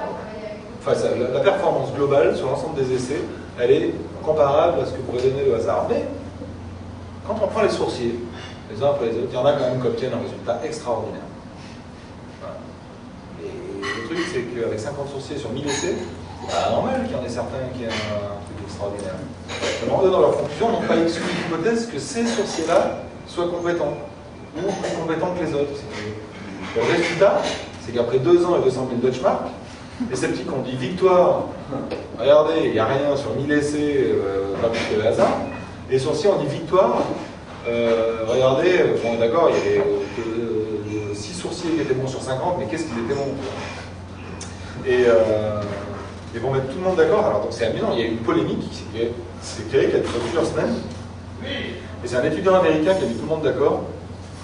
Parce que tout le monde se disait, bon voilà, c'est pourri, pour être sûr, il faut reproduire l'expérience, mais le gouvernement il ne va pas vouloir remettre 200 000 Deutschmark et les gens ne vont pas vouloir repasser 2 ans pour essayer de reproduire le truc. Donc en fait, ce qu'a fait un sceptique américain qui s'appelle Tom Napier, c'est qu'il a reproduit le protocole unique avec 2 ordinateurs. C'est-à-dire qu'il y avait un ordinateur qui intégrait les données cliniques avec le placement du robot aux différents endroits, et il y avait un autre ordinateur qui faisait des sourciers, en tapant au hasard. Donc il disait voilà, moi je suis 50 sourciers, et il y avait des tirages au hasard pour chacun des sourciers. Donc il a reproduit de façon complètement informatique comme ça l'expérience. C'est un truc qui est purement statistique. Et à la fin, il a essayé de voir quelles conclusions il pouvait tirer par rapport à Munich. Les conclusions étaient exactement les mêmes, voire un peu meilleures. C'est-à-dire que statistiquement, c'est toujours pas très bon. Par contre, quand il prenait ses 6 meilleurs sourciers virtuels à lui, qui n'existaient pas, qui étaient l'ordinateur, ils étaient meilleurs que les 6 sourciers réels de Munich. Et c'est comme ça qu'il a réglé l'histoire et qu'il a pu mettre en évidence, disons, pour le grand public et pour les sourciers, le fait que c'était un biais statistique, si tu veux, le fait d'extraire seulement les bonnes séries, c'est quelque chose qu'il ne fallait pas faire, avec un biais dans l'analyse statistique des résultats. La conclusion, c'est que pour éviter de payer un sourcier trop cher, vous pouvez faire un programme et tirer ses sources sur le terrain. Non, parce que tu creuses rarement un puits dans ton hangar à toute dalle. Ouais. Or, sur le terrain, il trouve. Sur le terrain, il trouve, mais donc, sur le terrain, il est supérieur au hasard. C'est par rapport au hangar où il y avait l'eau qui bougeait tout le temps que c'était. La conclusion, c'est que si tu n'as pas d'argent, fais appel à un sourcier. Sinon, tu peux aller sur l'air qui est un géologue. Ouais. Voilà. Sinon, t'appelles tout le géologue fait appel à lui. Voilà. Mais la meilleure manière, c'est quand même de tracer, quand tu es touché, c'est de tracer les cases sur la carte. Tu prends 2D, un X, un Y, c'est terminé. Non, je suis sûr, non. En plein air, les sourciers trouvent plus que le hasard. Mais même toi, tu chercheras pas de l'eau au sommet d'une colline, tu chercheras de l'eau plus volontiers dans une vallée, tu vois. Enfin, donc il y a des règles comme ça qui sont toutes bêtes, t'as pas besoin d'être hydrogéologue ou radiesthésiste pour y penser, quoi. Tu chercheras pas dans le désert au milieu sur le sommet d'une colline. Et donc rien de ça, tu feras mieux que le hasard. Rien que ça, j'aurais déjà exclu les cases sur un sommet de colline. Voilà, si tu tires aux fléchettes sur une carte, tu peux tomber sur un sommet de colline désertique. Ouais. On dit plus que les rivières, ça peut être. Dans l'expérience du début, vous avez dit qu'ils n'avaient pas fait mieux que le hasard.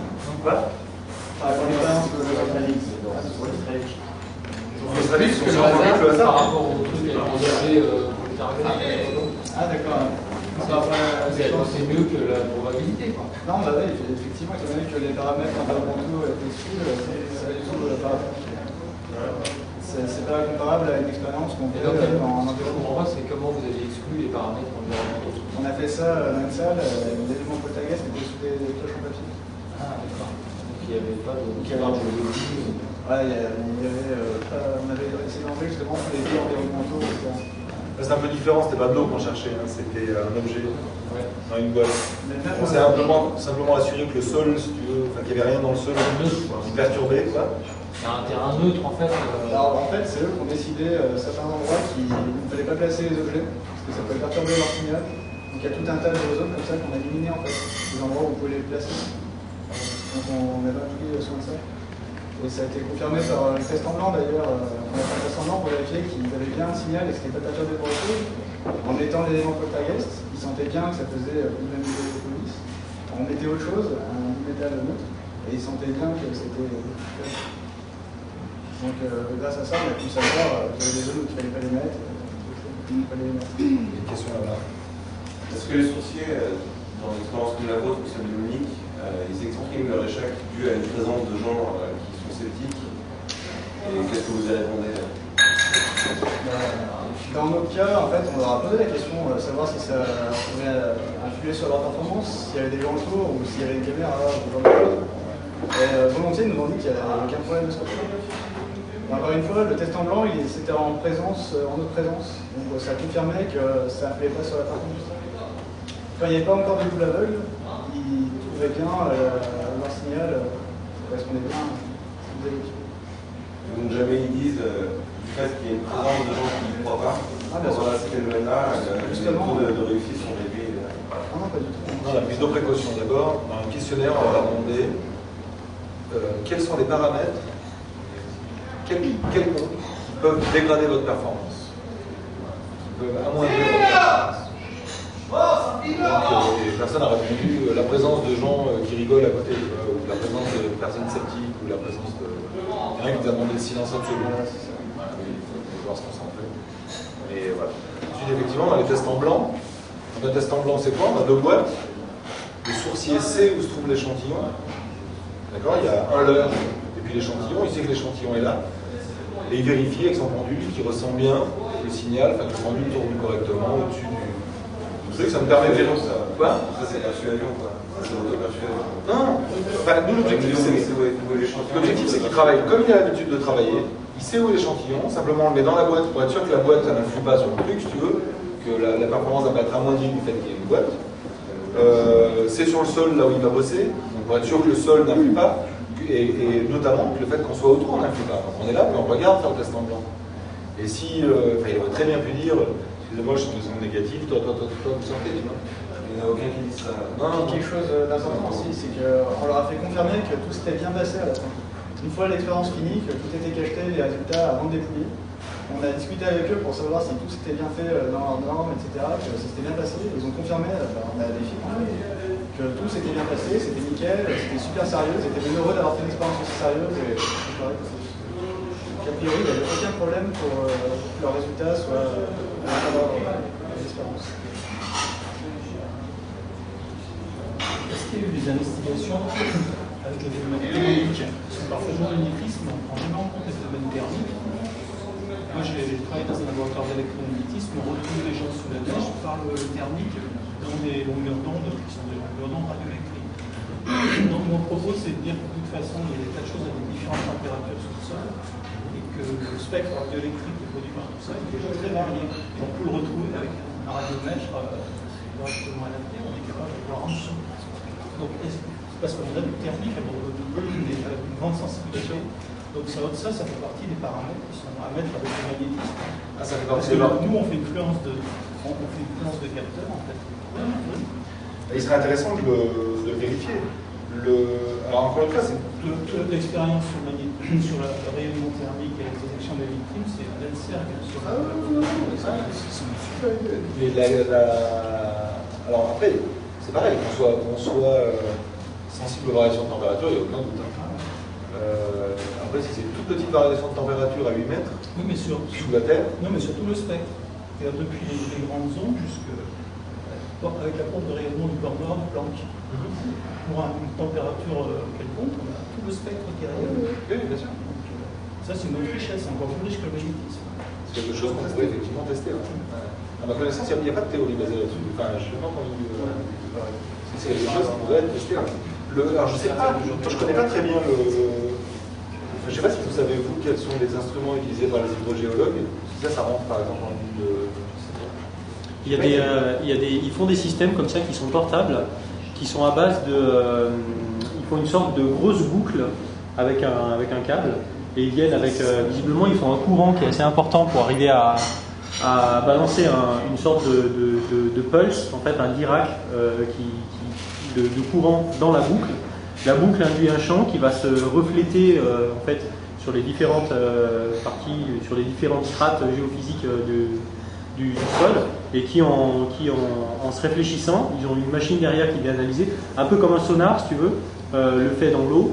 Là ils le font avec une boucle électromagnétique, donc avec des grosses batteries, ils viennent avec des batteries, le système est portable, comme il faut beaucoup de jus, il faut beaucoup de batteries, et ils se trimballent dans le désert avec ça, et ils cherchent ils font des cartographies souterraines en fait, et ils arrivent à identifier des poches d'eau dans le désert avec ce type d'équipement.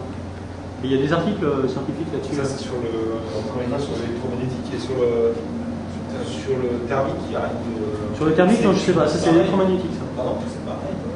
C'est qu'un problème de transposition de... Après c'est une histoire de fréquence, c'est radioélectrique en fait, c'est typiquement c'est... Mais les instruments, ce n'est pas les... La manière de les percevoir, non.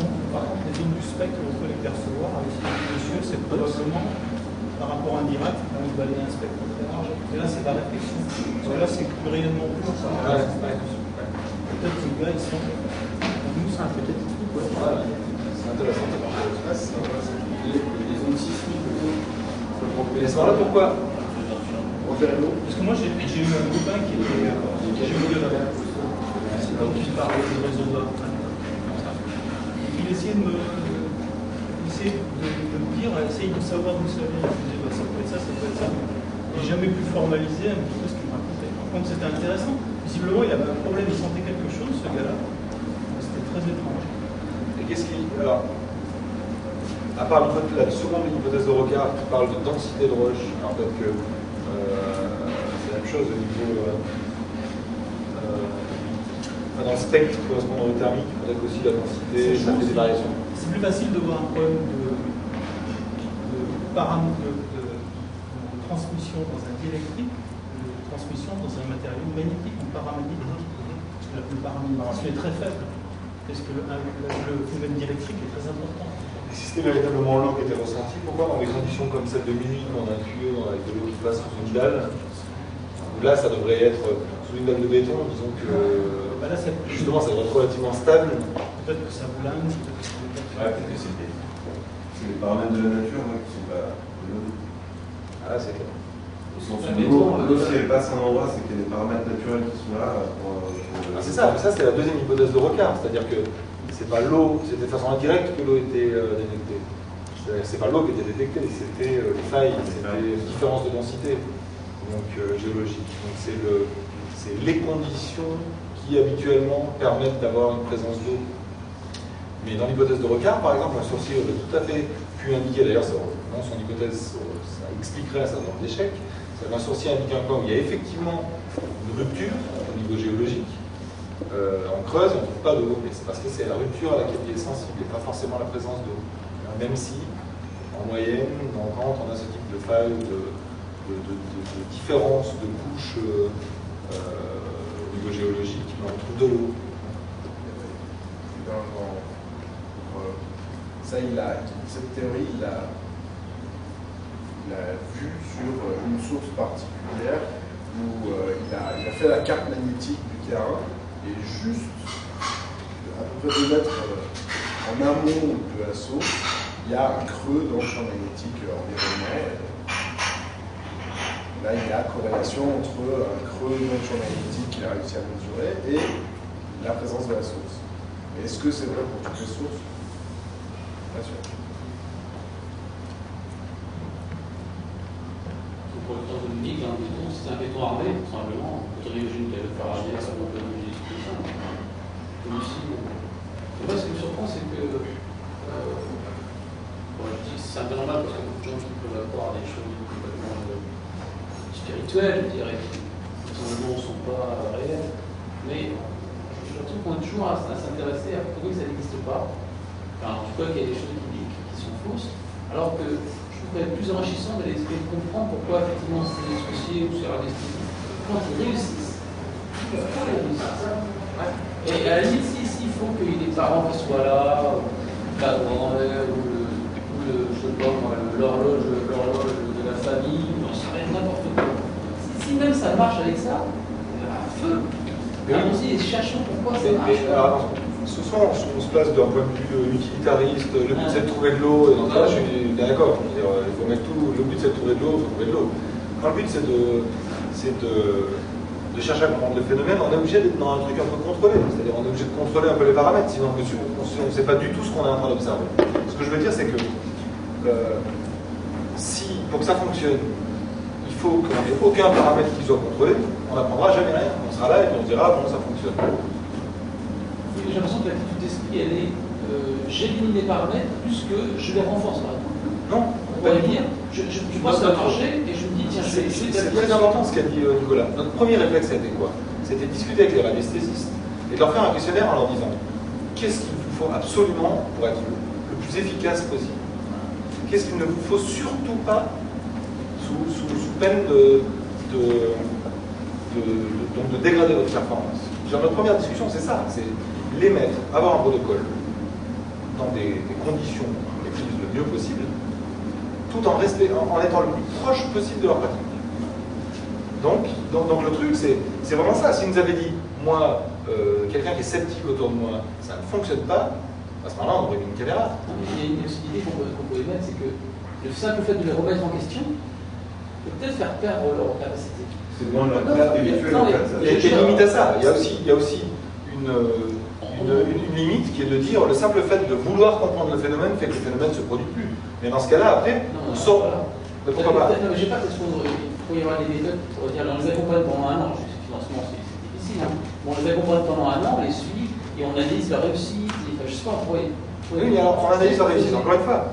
Le protocole le plus simple, le plus proche, j'ai commencé notre intervention comme ça. Le protocole le plus simple consiste à dire à un sourcier indiquez-moi un point où il y a de l'eau, indiquez-moi 9 points où il n'y a pas d'eau. Ça n'a jamais un sourcier voulu faire. Jamais. Il n'a pas voulu. Non, mais parce que c'est du temps, c'est 10 forages. Et comment on partage les frais, tu vois? On est tous là, puis on a tous envie de comprendre, mais personne n'a envie de payer. Hein, donc voilà, il faut aussi trouver quelqu'un qui accepte de forer. Enfin, quand je dis aucun n'a pu le faire, c'est pas une chose qu'on n'a jamais pu mettre en place. Personne. Et voilà, là on est dans des conditions du sourcier, si tu veux. Il ne suffit pas que ça fonctionne pour qu'on comprenne quoi que ce soit. Un sourcier qui trouve de l'eau dans un endroit où il y a de l'eau partout, est-ce qu'il trouve de l'eau? Non, mais bon, je connais pas le limite du système. Tu vois, il y a un moment où il faut qu'il y ait un certain nombre de paramètres que tu maîtrises, sinon tu ne peux juste rien conclure du tout. Donc tu peux te balader avec le sourcier pendant des années. C'est super intéressant à tout un tas de niveaux. C'est intéressant au niveau, j'allais dire, ethnologique, enfin, au niveau sociologique, au niveau psychologique. Enfin, on peut retirer tout un tas de trucs très très intéressants. Des réponses. Alors, partout. Dans la vallée du Grisgaudan, ils ont tous 100% de réussite. Donc si tu te bases sur des critères expérimentaux qui sont non contrôlés, je veux dire, tu typiquement, tu sors. C'est peut-être pas la vallée d'Ozon qu'il faut faire. C'est peut-être pas dans la vallée d'Ozon, sinon, chaque fois que vous continuez dans un coup, et dans une vallée où il n'y a pas beaucoup d'eau, j'en sais rien, ou en tout cas certains points, j'en sais rien, mais. Il n'y en a pas beaucoup des endroits comme ça en France. On le sait. Ah ben, je sais pas, mais. Mais il faut le savoir, donc. C'est le problème. Si tu veux pouvoir on peut le savoir en même temps, enfin, je sais pas. Ben, si on veut pouvoir conclure quelque chose, il faut au moins qu'on sache. Alors, soit qu'on sache s'il y a de l'eau, il n'y en a pas, ou qu'on vérifie. Alors, sinon, ça rime à quoi? Le type vient, et ouais, bah, vous dites bien sûr, mais 2 fois sur 10, c'est comme ça que ça se passe. Hein. Le sourcier dit ici il y a de l'eau, tout le monde fait waouh. Et on ne traite jamais. Ouais, c'est vrai, on ne traite jamais. 9 fois sur 10, c'est comme ça que ça se passe. Donc, nous, on ne cherche pas à prouver que ça n'existe pas. Je vais vous dire pourquoi, c'est parce que logiquement, c'est juste impossible. On ne peut pas prouver la non-existence d'un phénomène. On ne peut pas prouver, au contraire. On ne dit pas que les sourciers ne trouvent pas de l'eau, on dit qu'ils en trouvent. On dit qu'on ne comprend pas pourquoi. Okay. On dit que on ne sait pas exactement quel paramètre. Si on savait exactement quel paramètre, il suffit d'éliminer pour que ça ne marche plus, on aurait identifié le paramètre qui permet que ça marche. Voilà. On ne sait pas. Là où on en est pour l'instant, c'est qu'on sait qu'en éliminant tout un paquet de paramètres, ça ne marche plus. Mais quand vous dites que chaque fois qu'un sourcier, les 9 fois sur 10 que vous trouvez de l'eau, on n'y creuse pas. Il y a quand même des sourciers qui cherchent des puits, des gens creusent, enfin, on y arrive quand même. Bien sûr, et puis il y a des fois on creuse et puis on n'y arrive pas. Et ça, personne ne raconte parce que finalement. Non, mais je peux accompagner quelqu'un pendant un certain nombre d'années et puis il sait voir ce qui se passe, quand il trouve pas. Et ça, ça a été fait plein de fois, ça. Et c'est pareil, on ne déduit pas grand-chose. Que déduire du fait que le sourcier trouve dans, j'en sais rien, les 80% des cas, après 10 ans de boulot, et dans 50% des cas, au bout d'un an de boulot. Qu'est-ce qu'on peut conclure? On déduit qu'il y a des expériences. Je sais pas. Il y a des phénomènes, des paramètres naturels en fait, qui révèlent certainement. Ou qu'il maîtrise mieux son nom. En quoi ça nous aide à dégager l'hypothèse? Comment savoir? Ou qu'il y a plus d'eau en fin de carrière, il y a plus d'eau qu'en début. C'est peut-être que d'ailleurs, si on regarde le relevé pluviométrique, il y en avait plus. J'ai refusé des affaires, il sait qu'il n'y en a pas, il ne sait pas.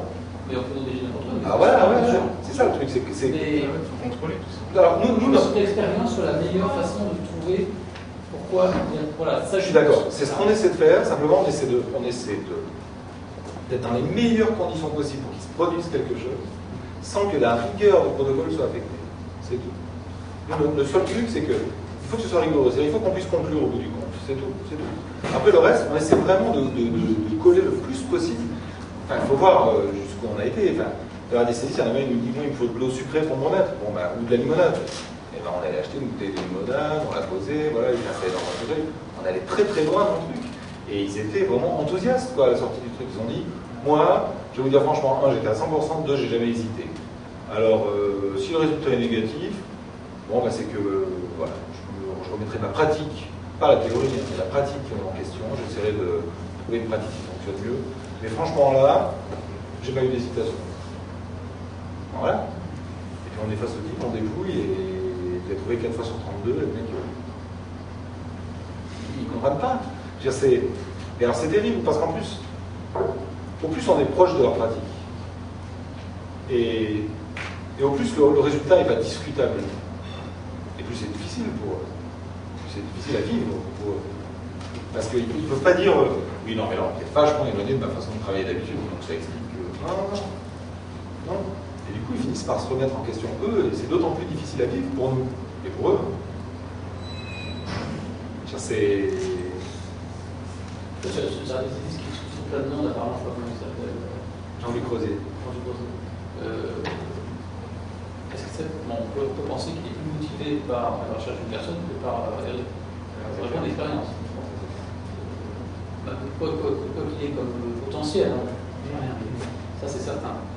Est-ce qu'on ne peut pas imaginer aller le suivre pendant un certain temps et essayer de comprendre dans quel cas il réussit, quel cas il ne réussit pas, et aller renifler, je veux dire, des paramètres qui sont très difficiles. Alors ça n'a pas la peine parce que d'abord, lui il travaille sur carte, donc les paramètres c'est dans son bureau. Là c'est pas très compliqué, lui il se déplace pas sur le terrain, hein, c'est plutôt sur carte. Non, mais dès qu'il y a des rencontres avec des gens, j'en sais rien. Le truc c'est que pourquoi Jean-Luc Rosier il est célèbre, c'est que sur lui on a un nombre de paramètres carrément hallucinant. C'est-à-dire que lui, du premier jour où il a commencé à travailler, il a tenu un cahier sur lequel il est inscrit tout. Tout. Donc le type a 40 ans de pratique sur le cahier. Il nous a sorti. Il a inscrit tout. La personne qui est venue me voir, la date, le jour, enfin la date, l'heure, qui je devais rechercher, il indique le résultat. C'est un échec. Donc c'est un échec, ça veut dire on a retrouvé la personne, sa façon de bosser. C'est un échec. Si on a retrouvé la personne, on a un rayon au-delà de 500 mètres du point que j'ai indiqué. D'accord? C'est un succès si on a retrouvé la personne dans un rayon de 500 mètres autour du point que j'ai indiqué. On ne sait pas si on n'a pas retrouvé la personne. D'accord? Ça veut dire quoi? Ça veut dire plein de choses. Ça veut dire que s'il indique un point et qu'on retourne la Terre sur 200 mètres, 500 mètres autour du point qu'il a indiqué et qu'on ne retrouve pas le corps, tant qu'on n'a pas retrouvé le corps ailleurs, c'est pas un échec. On ne sait pas. Pourquoi pas? Pourvu que la règle ne change pas, disons, au fur et à mesure de sa carrière, pourquoi pas? C'est acceptable. Il faut, voilà, faut savoir. Voilà, faut le savoir. On va discuter avec lui. Ensuite, dans la discussion qu'on a avec lui, il a expliqué lui-même que les performances n'étaient pas toujours comparables. Quand un gamin est perdu, un gamin de 4 ans, est perdu depuis un quart d'heure quand vos parents débarquent dans votre bureau, vous ne le retrouvez pas à 200 km de là. Hein. Parce qu'il n'y a pas de gamin de 4 ans capable de parcourir 200 km, même en avion, au milieu de l'Ardèche. Voilà. Quand il retrouve 3 semaines après la disparition d'un adulte, et que la personne a disparu à Lyon, il la retrouve à Rome, la performance n'est pas la même. Hein. Il nous a dit lui-même que de toute façon c'était relativement... Quand une personne, par exemple, qui avait suspecté qu'elle s'était noyée, et il l'a retrouvée à un des barrages en dessous. Quoi. Et systématiquement à un barrage, pas à manger. Donc, le problème, c'est qu'on a plein de données, on sait exactement combien de succès, d'échecs, machin, en fonction de ces paramètres à lui. Le truc, c'est que 2 succès ne sont pas comparables, 2 échecs ne sont pas non plus comparables. Et voilà, on se retrouve dans un truc où il ne suffit pas de prendre toutes les données qu'il a amassées pour pouvoir conclure. Les paramètres, il n'y a rien de contrôlé. Donc nous, on est obligé de dire, bon voilà, on va prendre une voiture, on va perdre la personne, toujours la même personne, on va la faire dans une zone donnée. La zone sera tirée au hasard complètement, à l'exclusion d'un certain nombre. Sur une carte, par exemple, on va pas perdre quelqu'un dans l'Isère en voiture. Il y a un certain nombre de trucs comme ça qu'on prend. Mais... Ou alors c'est pas voilà. Pardon? Ou alors c'est pas vraiment. Ouais. Non mais on analyse ce genre de données sur son cahier. Il faut quand même comprendre en fait comment il fonctionne, enfin, comment il marche. Quoi.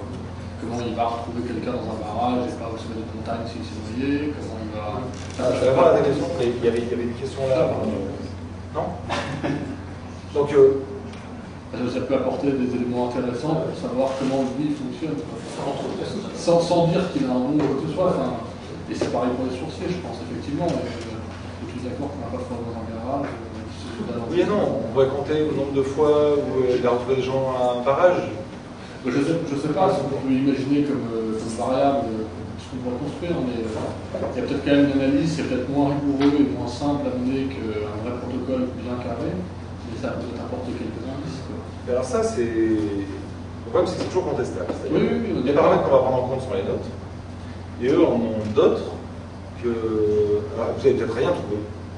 Et eux en ont d'autres qui vont dire, vous n'avez pas regardé la face de la Lune. Mais chaque fois, ouais, mais c'est vrai. Mais chaque fois que la Lune est montante, par exemple, là, j'ai tendance à trouver les gens plus que quand la Lune est descendante. Et ça repart, je refais mes calculs et je cherche si effectivement la Lune montante. Ah oui, mais c'est pas grave, mais le week-end, je trouve vachement plus que les jours de semaine.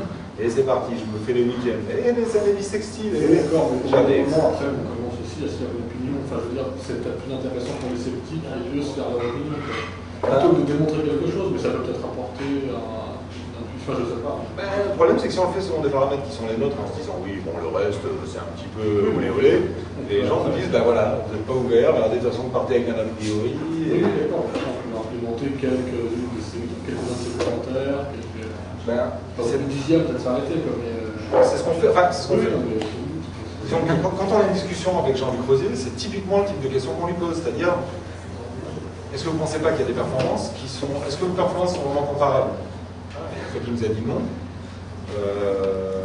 fait, il nous a raconté les 20 histoires qu'il a écrites dans tous ses livres, il a raconté dans toutes les émissions de télé qu'on connaissait par cœur avant d'arriver, on finissait les phrases à sa place, hein. C'est pas dur. Et il raconte toujours les mêmes histoires, à savoir s'il en rajoute un peu, enfin bref. Et une fois qu'il a raconté tout ça, on est là, on a une masse de données, on a le type en face de nous, on voit que c'est pas un escroc. Et on est incapable de conclure quoi que ce soit de ce qu'on nous a montré. Il nous dit j'ai tant de succès, tant d'échecs, tant de trucs où je sais pas. Et ça, c'est en termes de résultats bruts, c'est quoi ça? Il y a plus de succès que d'échecs de résultats, et c'est quoi? Alors, d'après lui, les résultats bruts, les siens, étaient statistiquement significatifs. C'est-à-dire qu'il avait fait 1200 recherches, il avait retrouvé autour de, je sais plus, genre 300 et quelques personnes, me semble-t-il. Il avait 100 échecs et le reste, il ne savait pas. Tu vois, c'est pas. Quoi mais en même temps, dire c'est significatif, ça ne veut pas dire grand-chose parce que. Ça conclure un échec, donc tu sais pas. Donc ces chiffres à lui, c'est pas. Non, mais surtout si tu voulais comparer sa performance. Si vous voulez comparer sa performance par rapport à une recherche au hasard, tu fais comment? Quand son territoire de recherche c'est le monde, quelle probabilité tu as de retrouver quelqu'un sur la Terre? Quelle probabilité tu as de retrouver quelqu'un en Ardèche? Quelle probabilité tu as de retrouver un gamin de 4 ans qui a disparu depuis 4 heures? Je veux dire, chaque fois, on te donne des calculs absolument hallucinants pour arriver à des trucs qui seraient de toute façon picométriques. Juste savoir le résultat brut selon ces. Le résultat brut, il est relativement. Ouais, il y a de quoi s'interroger. Les statistiques, comme ça, c'est valable quoi. 300 sur 1200, il y a de quoi s'interroger, 100 échecs et donc 800 où il ne sait pas. T'en sais rien. C'était 21%. Donc 21%, il a retrouvé 21% des personnes qu'il a cherchées. Mais ça veut rien dire parce que tu sais pas, autant quand tu tires une pièce au hasard, tu sais qu'il y a une chance sur deux de trouver, c'est pile ou face, autant là pour trouver quelqu'un qui est disparu, encore une fois, la plupart du temps quand les gens ils t'appellent, c'est des gens, il t'est perdu dans un petit village ou quelque chose comme ça, et tu peux absolument pas savoir si c'est une performance ou pas. Voilà, quand tu retrouves un mec paumé à Rome... En 18 mois perdu depuis un quart d'heure, c'est pas la même chose que si les 21% c'est des adultes perdus depuis 3 semaines et retrouvés à Rome, tu vois. Voilà, donc c'est impossible de conclure avec ce genre de résultat en fait. C'est ça, nous on pensait, nous on y allait, on n'avait pas très bien. On avait préparé notre entrevue en termes de. Alors d'abord de connaissance du dossier, c'est-à-dire qu'on avait lu des bouquins, ou certains avaient lu les pages web, enfin bref, on s'était renseigné sur Rosier, c'est-à-dire que. On ne voulait pas arriver, il posait des questions bateau que tout le monde lui a posées, auxquelles il a répondu 1000 fois, et les informations sont disponibles partout. Voilà. On avait bossé là-dessus. Par contre, on n'est pas arrivé avec une liste de questions. On avait quelques questions qu'il ne fallait absolument pas oublier de lui poser parce qu'on avait un protocole en tête. Ouais. On voulait mettre en place un protocole, donc il y avait des trucs qui auront combien de temps il lui fallait, entre deux essais, enfin ce genre de trucs. Alors après, ça a été la discussion qui est venue comme ça, quoi. Et très vite, on a été complètement perdu dans la masse de données qui nous mettait dans la tête parce que conclure, c'était difficile. Et en même temps, cette discussion, elle reste primordiale pour une raison qui est toute bête en fait, c'est que il faut lui demander comment est-ce que lui il pratique pour être sûr que quand tu vas mettre un protocole en place, tu vas suivre toutes les contraintes qui sont propres à sa pratique à lui. Donc on ne challenge pas la radiesthésie, ce qu'on fait c'est un protocole avec Jean-Louis Rosier, donc il faut être au plus proche de sa pratique à lui au quotidien. Donc le protocole il est fait pour lui, il n'est pas fait pour la radiesthésie. Par exemple, pour l'expérience, on n'avait pas une date et une heure précise. On n'avait pas une date et une heure précise de réalisation de l'expérience, parce que les gens qui travaillent avec lui, qui font appel à lui, ils ne disent pas, bon alors voilà, mon fils va disparaître mardi 16 à 8h, donc rendez-vous mardi 16 à 10h pour commencer à le chercher. Lui, il aime travailler dans l'urgence. Ce qu'il avait demandé, c'est qu'on lui donne une fourchette, on débarque à l'improviste un matin, et qu'on lui dise c'est parti. Et je suis sûr qu'à mettre en place, ça c'est un enfer, hein, par rapport à un truc cadré. C'est d'être.